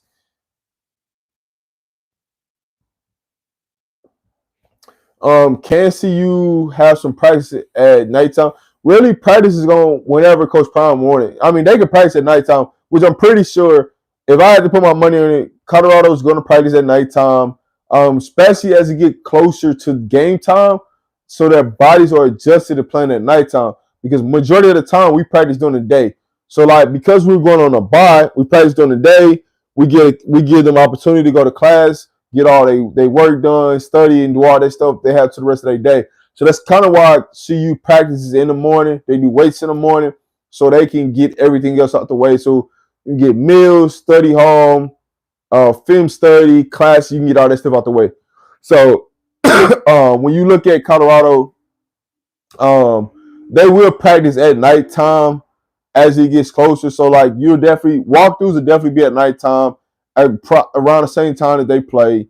The two probably because we play on Saturday. So Friday, I would say probably Wednesday, Thursday, Friday practices will probably more likely be at nighttime for Colorado. Just so their body can get used to playing. You at least want to go 48 hours. So guaranteed probably Thursday and Friday practice will probably be at nighttime. Wednesday practice probably be during the day, but Thursday, Friday, 48 hours, and then game time. So you have that 72-hour window to get their bodies adjusted. Normally you want to give it 72 hours. So you don't want to practice anywhere from Thursday, Friday, Saturday at nighttime. So there you got it. There you have it. We still have Bowl Garden, the league. We'll take the Big 12 by storm. Yeah, so when you look at the landscape of the Big 12, there's a lot of room to be garnished, right? There's a lot of wiggle room that we got. There's a lot of opportunities that we have. Going against K-State can really is for me this next game is the measuring stick of our season, right? How do we really stack up against the premier conference teams? This is our first test. We had Baylor, we had UCF, but this is because it's the next game, right? Because it's the next game, this is our biggest test to date. So I don't want to look ahead. I don't want us to start looking ahead and start trying to count up wins and losses versus who. The next game is the biggest game, which is this next game, which is K-State. So this is really our measuring stick, right? Each game we go on is a measuring stick. So now that we complete against the task of going home, taking care of business, handling, coming back, this is now our measuring stick to show where we stand in the Big 12. There's a lot of opportunity in the Big 12, and this is the time. I can tell you right now, like the biggest two recruiting weekends in Colorado is going to come in the month of October. And K-State and Cincinnati is going to be our biggest recruiting windows that we're going to have in Colorado this year. I'm telling you this right now. You ain't got to believe me, but I'm telling you right now. Cincinnati will probably have the most 5-stars at the game. That's probably going to be the weekend where they go balls out against the wall in recruiting at CU on the schedule. Is that Cincinnati game? This K-State game, you're going to have recruits there, but I don't think you're going to have what you're going to have at the Cincinnati game. And the reason why I'm saying that Cincinnati game is the key, there's a couple of things that play in part to this. That Cincinnati game, there's a window. There's a premier 5-star that's got a gap in a schedule where that's the opportunity where they can have to come to Boulder. Our future quarterback has a gap in his schedule, in his high school schedule, when we play Cincinnati, where he can come to that Cincinnati game. You already know that Corday is coming because he's already announced that he's coming to that Cincinnati game. So the game that you're going to see the premier people come to for us recruiting, it's going to be that Cincinnati game. That's when you're going to see the major talent of the top recruits come to Cincinnati. And this ain't nothing that somebody told me. This is what I know.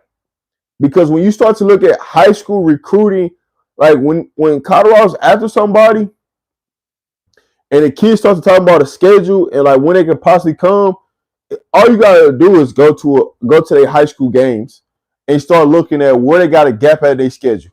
What I mean by gap is, do they play? Is it their bye week? A kid wants to go out on a visit during their bye week because they're not playing. So there ain't no point in them being home. So they're gonna want to get out.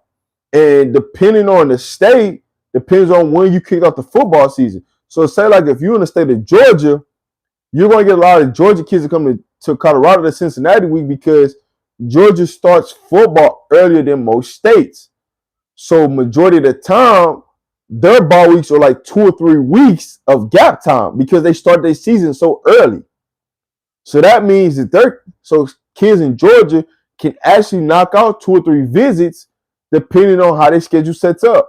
And that's why I talk about Juju in a sense of coming at the Cincinnati game, is because if you actually go to his high school schedule, they got a 2-week window where they don't play nobody, where they're off for a bye, where they can go, where people from their team can go and come and go on visits. We're not just recruiting Juju that goes to his school. So I'm saying this for a reason, is because you're going to probably have 3 to 4 kids from his high school team that might come out on a visit to Colorado that weekend. So you can have so Colorado will have a major weekend, Cincinnati weekend, and that's when the red carpet is going to get rolled out. That's the game you want to circle. So if you come to that Cincinnati game, one thing I'm going to tell you, you might see a lot of celebrities, and you might see a lot of recruits. And depending on these next 2 games, it could be going to a whole different other level atmosphere coming that Cincinnati game.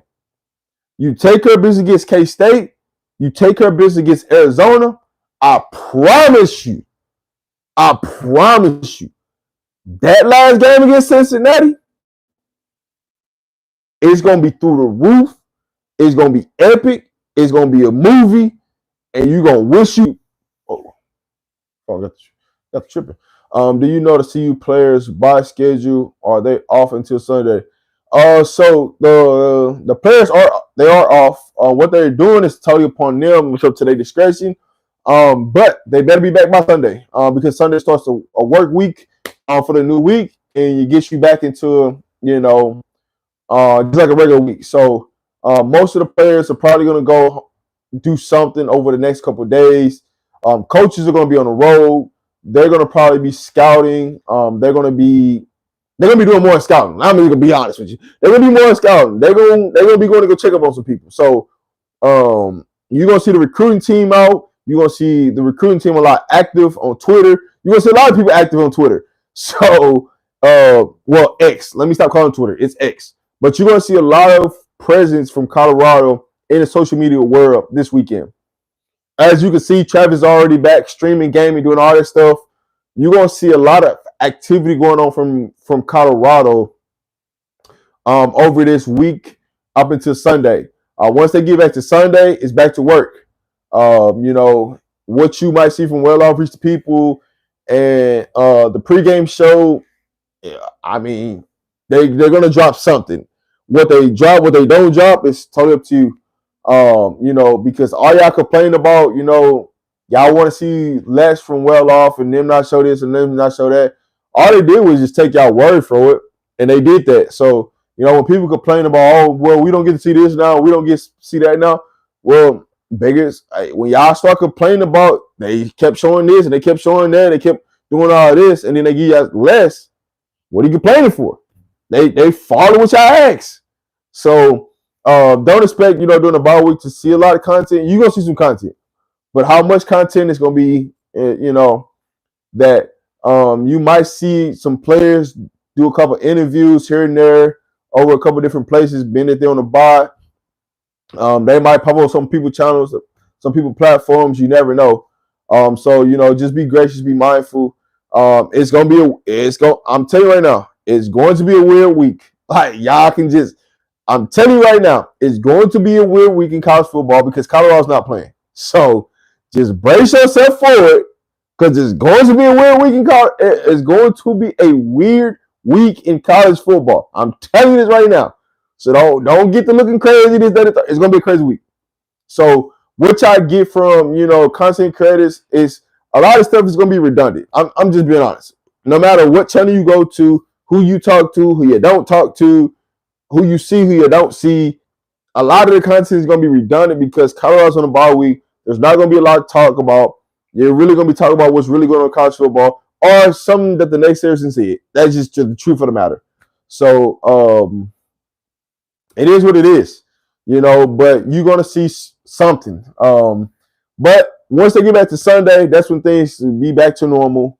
Once you get back to Sunday, because all the players should be back, locked in, focused for this next stretch of the season, which is the second phase of the season. So once they get back to Sunday, they practice Sunday, Monday, Tuesday, Wednesday, Thursday, Friday. For walkthroughs on Friday, you back in game time. So I'm telling you, it's gonna go by fast. But this week is gonna be a weird week. It's just gonna be. It is what it is, right? So y'all focus, y'all lock in, and go from there. So, hey, listen, I'm probably gonna be here for like another 5 minutes. So if y'all got any questions, feel free to throw them at me. Got any comments? Feel free to throw them at me. Before we get up out of here. But like I asked before, if you came in here and you late, if y'all got anything that y'all want to see when I'm at the game of anything, just let me know. You can DM me. You can let me know here of anything that you guys want to see. Let me know. I'm trying to bring something different for you guys when I'm at the games because I'll be at the games. You never know who I'm with. If y'all watch, the pregame show from UCF, y'all see me walking around with BJ Green's family for majority of the live at the beginning, and then I start walking around and meeting up with people and different things like that. So if there's anything that you guys want to see, or you think about something, just comment on the video after I end this. But always, man, I appreciate you guys for tuning in. Smash that like button. We back, man. We back. You know what I'm saying? Bye week. We're just gonna enjoy this time. So a lot of this times I'll be on live this week, man. I'm just gonna be chopping it up with you guys, having fun. Will you be at the Utah game? Yeah, I mean all home games I'm gonna be at. All the home games I'm definitely gonna be at. The only games I say I'm not gonna go, like right now, the I'm not, as of right now, I'm not going to the Arizona game, but that could change. But as of right now, I'm not going to the Arizona game. I'll be at all the home games. Texas Tech and Lubbock, I should be there. I saw you waiting for your tickets at the game. Listen, if you see me, hey, please speak, man, because I'll be all over the place. Honestly, I'll be all over the place. You can speak to me. I'm super friendly. I'm not, I'm just humble. I appreciate, y'all tuning in, rocking with me, things like that. But yeah, if you go to a game, I'm always at the game. If you see me live or whatever, just come up, speak to me. Sometimes, when I am talking, depending on who I'm talking to, sometimes I might mute it so you can't hear the conversation, whatever. So if you do walk up to me, I will mute so you ain't listening to the conversation or nothing like that. But yeah, if you see me, don't be afraid to speak. I'll be all over the place for sure. I'll be all over the place at games. But when it looks at what games I'm going to the rest of the season, all home games I'll be at. So if you go to a home game like Utah, Oklahoma State, K-State, Cincinnati, those are the 4 home games that's left. I'll be at those games. They embarrassed me. I was at the wrong gate. Right. So let me tell you this. Speaking of that, but I don't like the way they got that stuff set up at UCF. As far as when it comes to like what gate to go to, I say that's the only thing I did not like. But even though I was at the wrong gate, they still let me through. Cause I told them I just told them flat out, I ain't walking through I'm not walking to that gate. I don't care what you talking about. I ain't gonna do it. So man, y'all gonna have to scan this ticket I'm going through. You know what they did? They scanned the ticket for your boy. And I just walked through. But you know what's crazy? Everybody that was behind me, they had the wrong ticket. They made them walk to another gate. And for me, they just scanned my ticket and let me through. And I was just like, hey man. And people got mad at me like, dang, how y'all gonna let him through? Don't let me through. Hey, listen, man. I get, but I did have on, my media shirt and stuff like that. So, they gave me a little grace, but I just told them flat out, I ain't walking through no other gate, bro. I'm just not doing it. You just gonna be mad at me. I ain't doing it. And they just let me through. So next time, here's the thing. When you in Boulder, Colorado, you ain't gotta deal with that. It don't matter what gate you come through. You just go through and find your seat. But UCF, they was real strict on like what gate you went through depending on your ticket. And I'm like, do it really matter? That gate's a gate, man. They gonna have to go to their seat regardless of the fact. What does it matter? Well, that's the only thing I say that I didn't like at UCF is that they were strict on like what gate you went through. But they did let your boy just go through whatever gate he wanted to go through. And they wasn't shooting with me. So I just like I told him, hey, dog, I'm not walking. I'm just not gonna do it. I'm sorry. It is what it is. Cause I'm just not gonna do it. So they scanned my ticket, they got mine to go through, and we was good. So I'll say that. But if y'all going to any games, feel free to let me know that y'all gonna be at the games. You'll see me live or you'll see me somewhere. But I'm always, especially like home games, it's kind of predictable where I'm at for the most part because I'm always at the same places when I'm at home games. So my area was a Caribbean private location, so it was good. Thanks for the seat. Hey, listen. Hey, let me know anytime I'll meet up. It don't matter to me. But yeah, if when it comes to CU, it like when you go to a Boulder game, like in Boulder, like they don't really be tripping about what gate you go through because at the end of the day, you're gonna go to the seats that's on your ticket. So they don't really be tripping with you about, what gate you go through at Boulder. Other places they gonna trip with you. Like, but also this is what I say. The one thing I do miss about like a game in Boulder, they open their gates up 2 hours early, let you in that thing. Like them got you waiting all day to get up in there. Like UCF was just like, nah, we're not finna let you in until like 30 minutes before the game. And I'm like, why would you want people to come in 30 minutes before a game? When you want people to spend money to get all their drinks, to go to their seats, and to be able to watch pregame and be thankful that they're here early. Like, make this make sense. But what I did notice at UCF is they let their fans in earlier than they let the visiting side in. So that's why they made it of, yeah, you got to go to this certain gate, because depending on where your tickets was, and if you were on the UCF side or if you were on the Colorado side, it made a difference on what time you can get in the game. I'm like, this is stupid. This is stupid. But I get it. I get it, because y'all want to let y'all fans in first so y'all can have an impact to the stadium, and then let the visiting side fill in the rest of the stadium. I get it. It's a great marketing scheme. I love it. I love what they did. I love the idea, but I'm just like, it's really stupid at the end of the day. It's really stupid.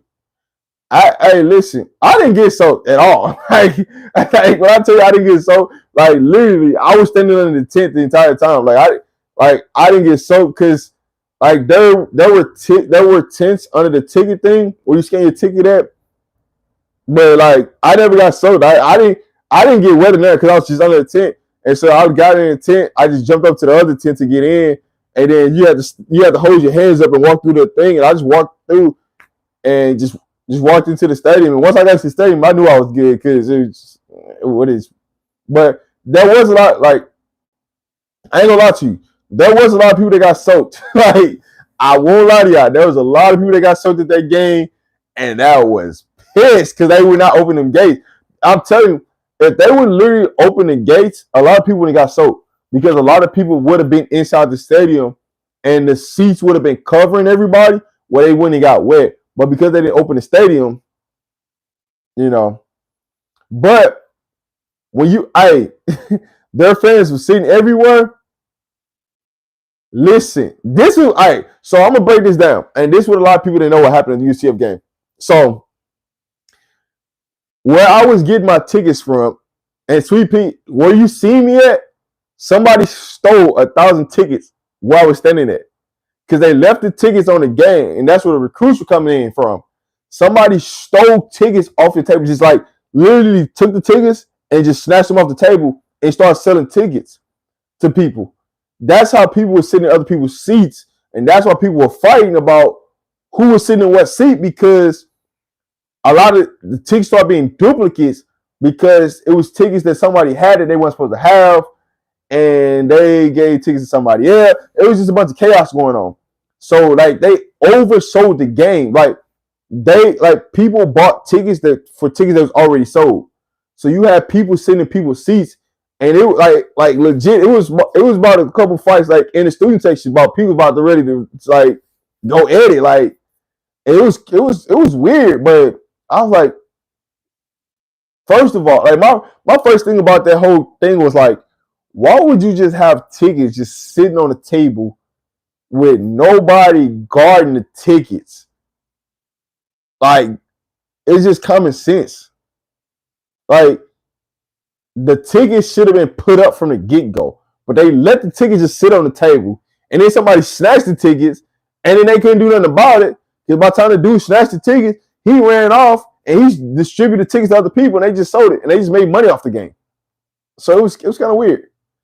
Do you follow any other NCAA football team? I actually do. I follow multitude of teams. I'm always curious to see what other teams are doing. Like when I'm watching college football, the first thing I tune to is like the Big 12, right? Everything I focus is on the Big 12 right now, just because that's the conference we're in. That's the conference Colorado's in. But I do watch a Texas game. I do watch a Miami game.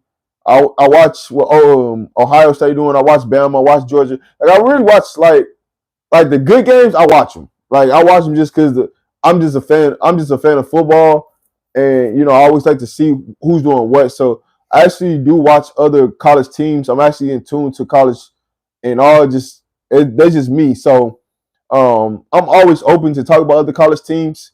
Y'all just gotta want it. Like, y'all don't really be wanting me to talk about other college teams, because every time I start talking about other college teams, somebody asks me a question about Colorado. And so everything always spins back to Colorado. But honestly, like, I'm open to a lot more sports than most people think I am, because all we get on here to talk about is Colorado because that's what everybody be wanting. But we can really talk about other college teams. We can talk about professional teams. We can talk about basketball. Like I watch a lot of different sports, and I'm always traveling, so I'm in tune to a lot more things than people think I am. It's just people don't ever ask about it, so I don't ever talk about it. Like being from the state of Missouri, I watch Mizzou, so I'm in tune to that in a sense. So that's what people don't understand. But if you don't ask, you don't know.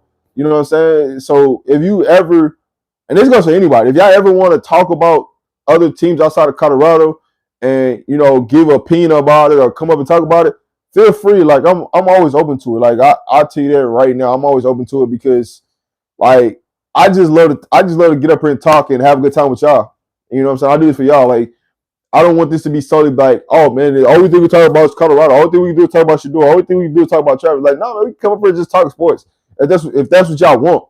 You know what I'm saying? So I don't ever want y'all to think that we just gotta talk about Colorado. We can talk about any and everything. So it don't really bother. But I know y'all seen the picture, the thumbnail of the picture, and y'all wonder like what the hell's going on. Well, that was the students that was sitting next to me that was talking crazy. I'm talking about spicy crazy like before the game. And so I was like, I literally told him, I said, man, I just want to see y'all face when the Shador time. I just want to see y'all face when we start scoring touchdowns on you. I don't want to see nothing else because it all sounds good right now. And like the first thing they said was like, fuck Colorado. Like so it's kind of like, fuck Colorado, fuck Shador, fuck Chuck. Like that was what it was said. So I'm like, okay, whatever. We threw up. And then they just started making all these gestures and all this stuff. So I was like, all right. I said, all I think is turn to him. I said, man, listen, I want y'all to have the same reaction when we start scoring. You know what they did? When we start scoring, the student section start leaving. And the first thing they said, our quarterback suck. Like, no, man, y'all was talking spicy. Y'all was talking about our quarterback was going to do this, he was going to do that, and all this, then the third. And then y'all come in here and we start scoring, and then it's, oh, our quarterback suck. He shouldn't be playing. He shouldn't be doing this. I said, what you come to the game for? But I had a fun time with the student section. at UCF, man. It was fun. Where I sat right behind Colorado's bench, but took closer to the locker room where I sat at. So I got all the actual real views of, UCF student section. So it was fun times and fun vibes for sure. Do you think we get Virginia Tech's quarterback next year if Juju don't come? I would say this. When it comes to Virginia Tech quarterback, Drome, I don't think he's going to come to Colorado. I'm just being honest. But I'm not going to rule it out. Me personally, I don't think he comes, but I won't rule it out in a sense. Because he's a select QB quarterback. So I would not rule it out. I do like our chances. You probably missed when I was talking about this earlier. I do love our chances to land Juju. Here's why. I don't think Lincoln Riley is going to be at USC next year. And when Lincoln Riley not being at USC, that just eliminates them out the picture. That's just that simple. I just truly believe that Lincoln Riley is going to end up in the NFL next year as an offensive coordinator or head coach. That's just what I think.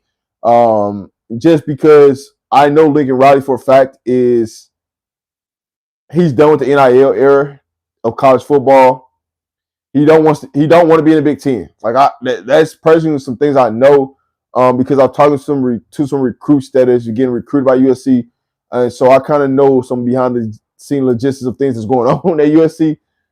So as you're seeing right now, Colorado is putting the full press on a lot of these USC commits or people that's talking to USC for that reason. Like one thing, players talk to players.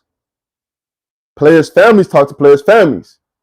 And so if you're committed to someplace, you might just know that you might have access to information and express fast. So that's the reason why I'm saying what I'm saying. What I would tell you in a sense is if you want to know what's going on in Juju commitment, just watch Lincoln Riley. because Lincoln Riley is going to tell you everything.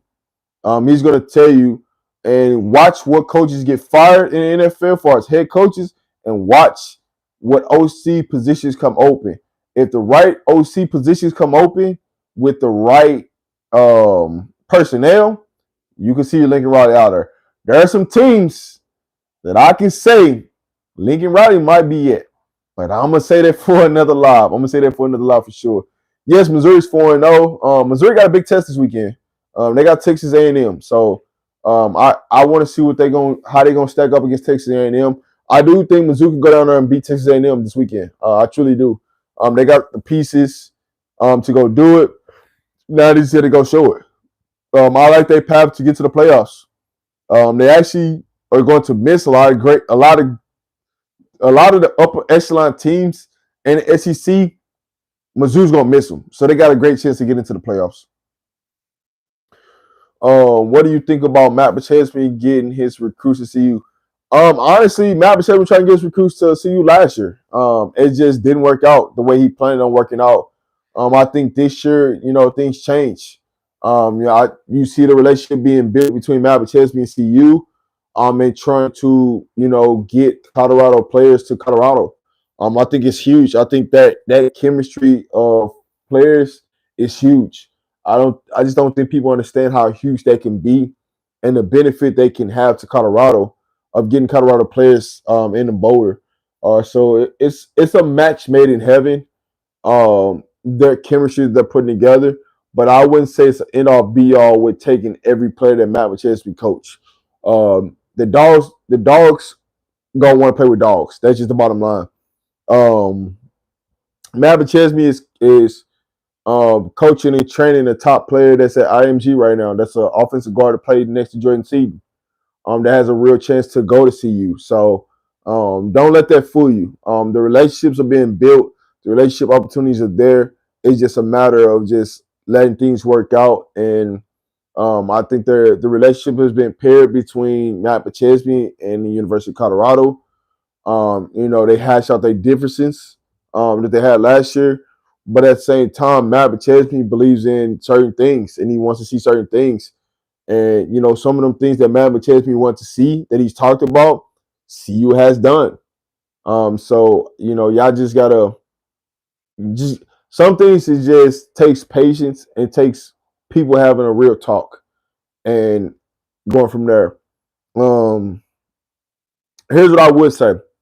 I am with Matt Pacheco on one thing, and I would love to see, the entire team sing the fight song at Folsom Field after the game with the fans. That is something I do agree upon, because if you go to any other top university, predominantly white university, a PWI, which is most of them are, the players sing the fight song after the game. That's just a tradition. So I would love to see them.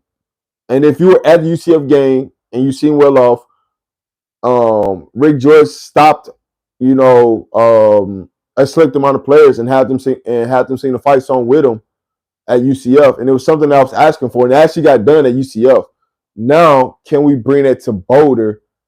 And what I want from the game day coordinator is for them to put the fight song up on the Jumbotron. Put it up there so people know the words and not just trying to have somebody else listen to it, right? Play the words, and that's how you help everybody, learn the fight song. So there are some things that CU can do to tweak to learn the fight song, but what they're doing is good. And I think the relationship between Matt Pacheco and University of Colorado is building stronger and stronger. UCF male underestimated CU. I'm not gonna say UCF underestimated CU.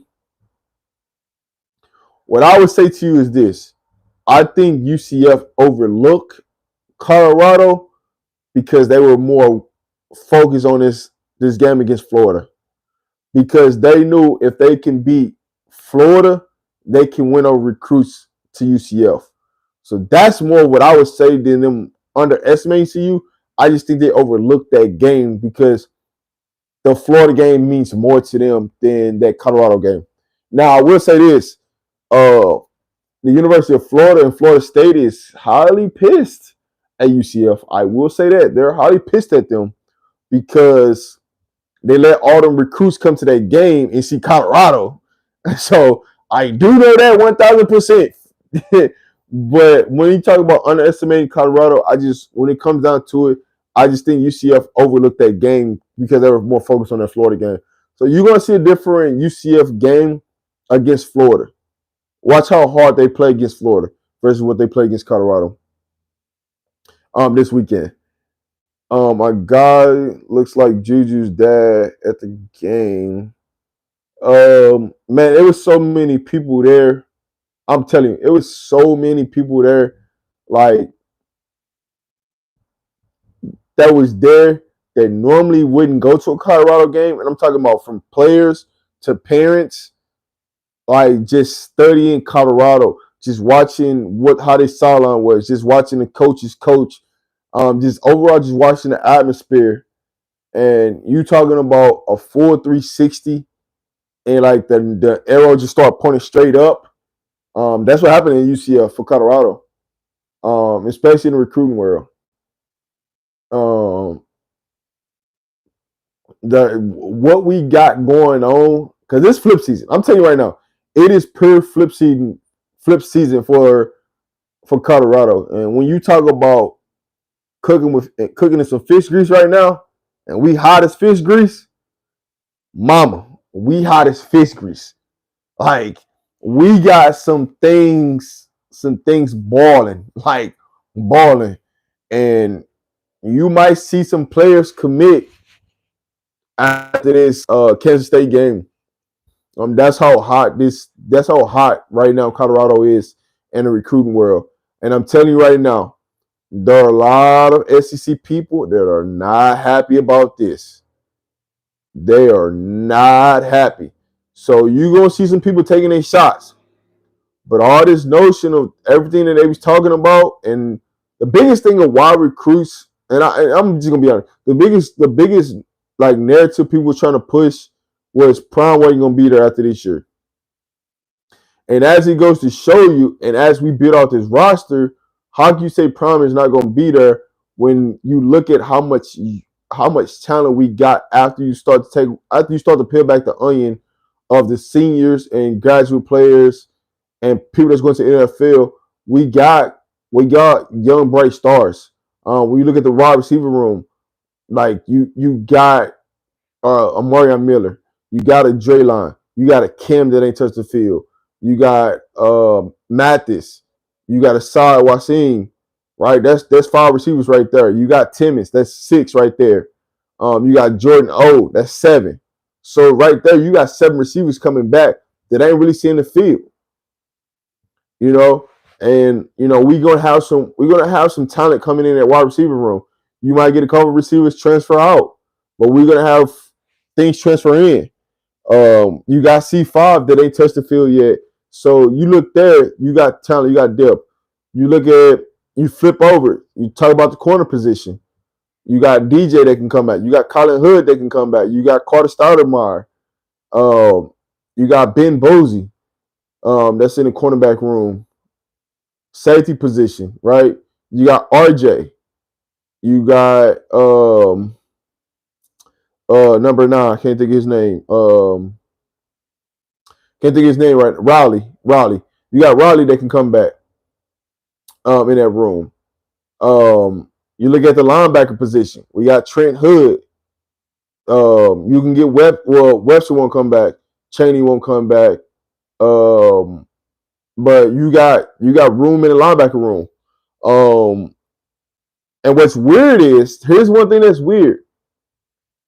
When you look at Hill Green, even though he's a graduate player, he technically still has 1 year eligibility left. So he technically can come back. But with JB redshirting, with Trevor Woods redshirting, that's a possibility that you can get those 2 back.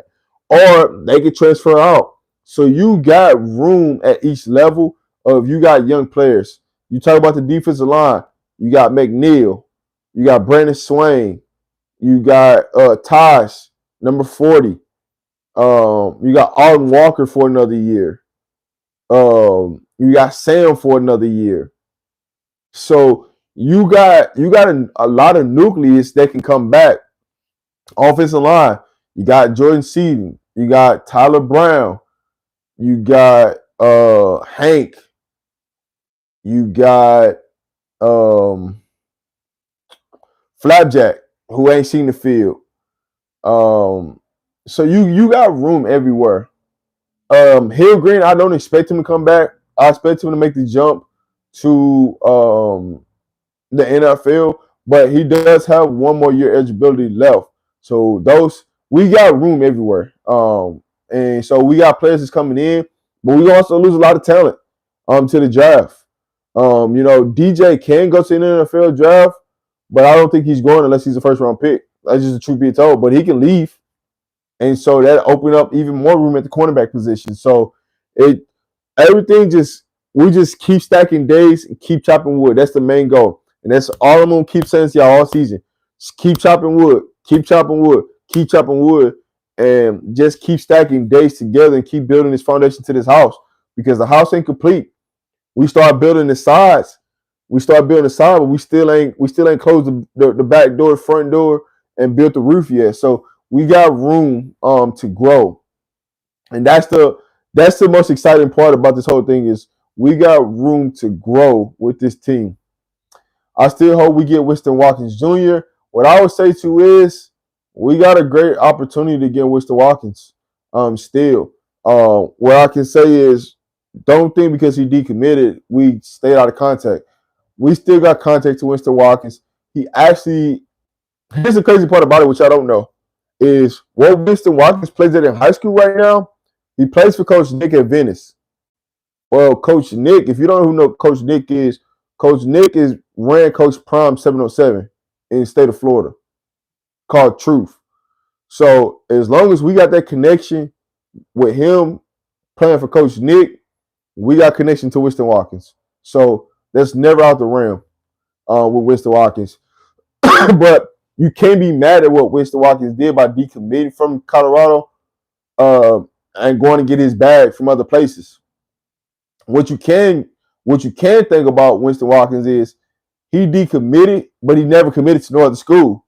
So that's the great thing about it is that yes, he decommitted, but he's never committed to no other school. So he's winning on other visits. He's got his bag because other players were getting bags from other schools. So why not chase the money? Because when you locked in with Prime, one thing you're not going to do is just keep going on visits to other schools and getting bags. So you might as well decommit, get your bags, and if you decide that you want to come back, then come back. But what I will say is, even though I would love to have Winston Watkins here, if Winston Watkins decides to go somewhere else, I promise you, we're gonna have a 5-star that's gonna replace Winston Watkins. That's gonna come to Colorado. So Juju got the players that he want to play with in that sense. So I wouldn't be upset. Now I do know there's a potential wide receiver that's coming to Colorado, but I'm not gonna say nothing because I had a confidential conversation with that person. That's already confirmed that he's coming to Colorado. And he'll be there in January, but I'm not gonna tell you who that person is. Because we had a confidential conversation and I told him I wasn't gonna say nothing. So I do know we got a talented wide receiver that's coming to University of Colorado. I just can't say because I had a confidential conversation with him and I told him I wasn't gonna say anything. Webster's a junior. He still got another year. Yes, I know he still got another year, but if he gets the right grade to go to the NFL, he's out of here. That's just the truth of the matter. I'm talking about Tay. I'm not now Jalen. Jalen can definitely come back. He definitely can come back and really do what he needs to do. Is this Cam's last year? Yeah, Cam is done for. He's been played 4 years of college. He played for Prime all the way through. From Jackson State to Colorado. So Cam will actually be done. So as you see, Cam's the vocal leader on the defense. As Cam go, we go.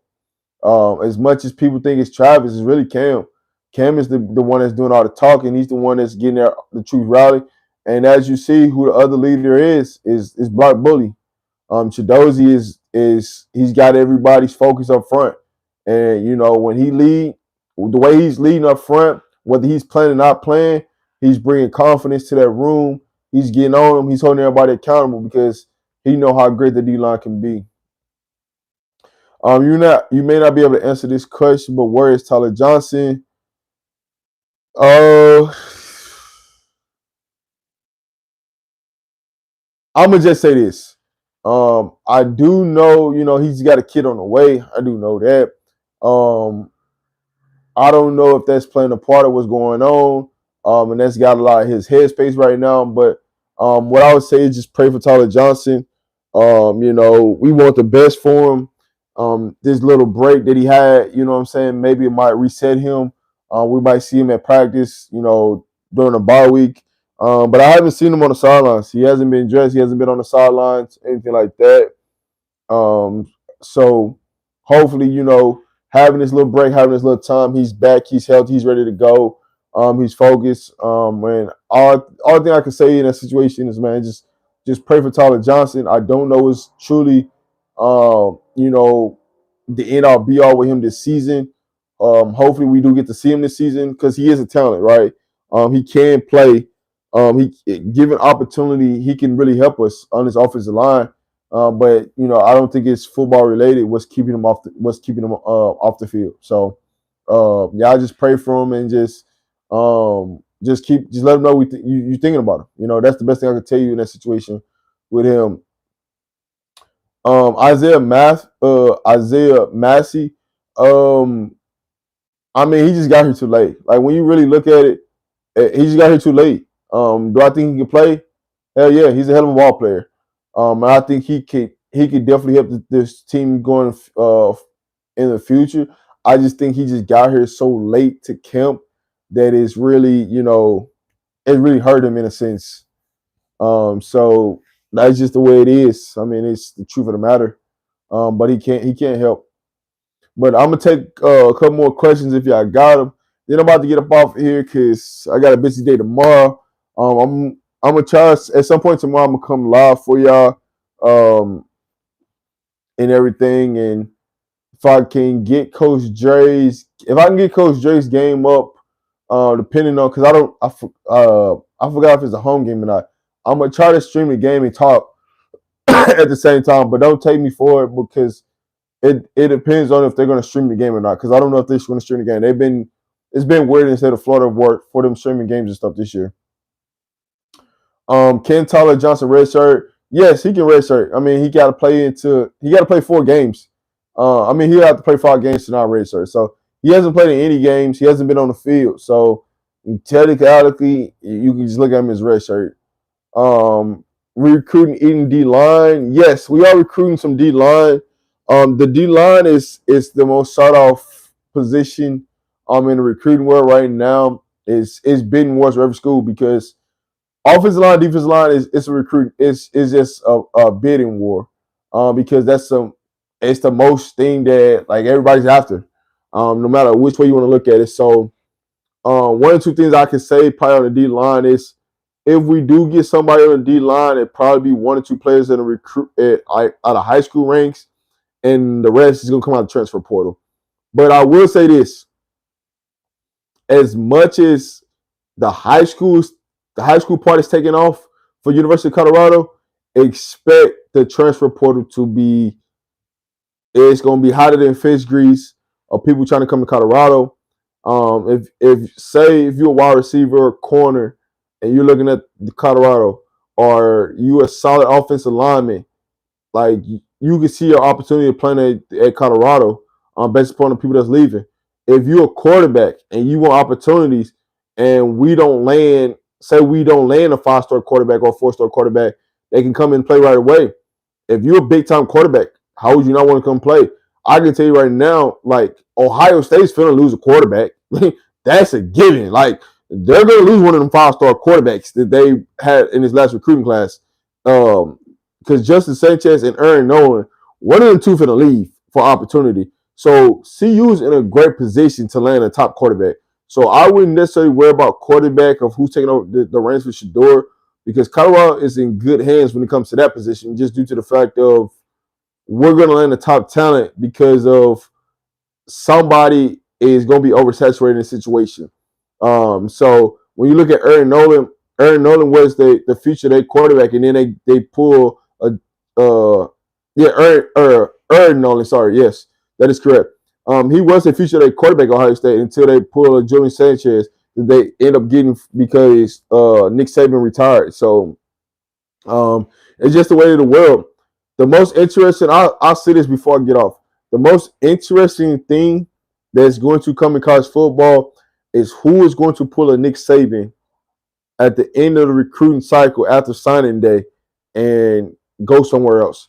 That is going to be the most interesting piece that's going to happen this offseason. That's what you got to look forward to. But as always, man, I appreciate you guys for tuning in to this live. Make sure you hit the like button. Make sure you share the stream. If you got any questions, if you got any comments, man, feel free. When I end this live, man, leave a comment. Let's help get back into the algorithm. Y'all gonna see us a lot in October. Me, Coach Dre, the team. Y'all gonna see me again. So if there's anything that y'all want from us, just let us know. Leave a comment. If there's any ideas you come up that you want to see us do at the game or anything like that, leave a comment. Just let us know. Show us some love. We appreciate y'all as always, man. And I'll see you guys in the next one. Peace.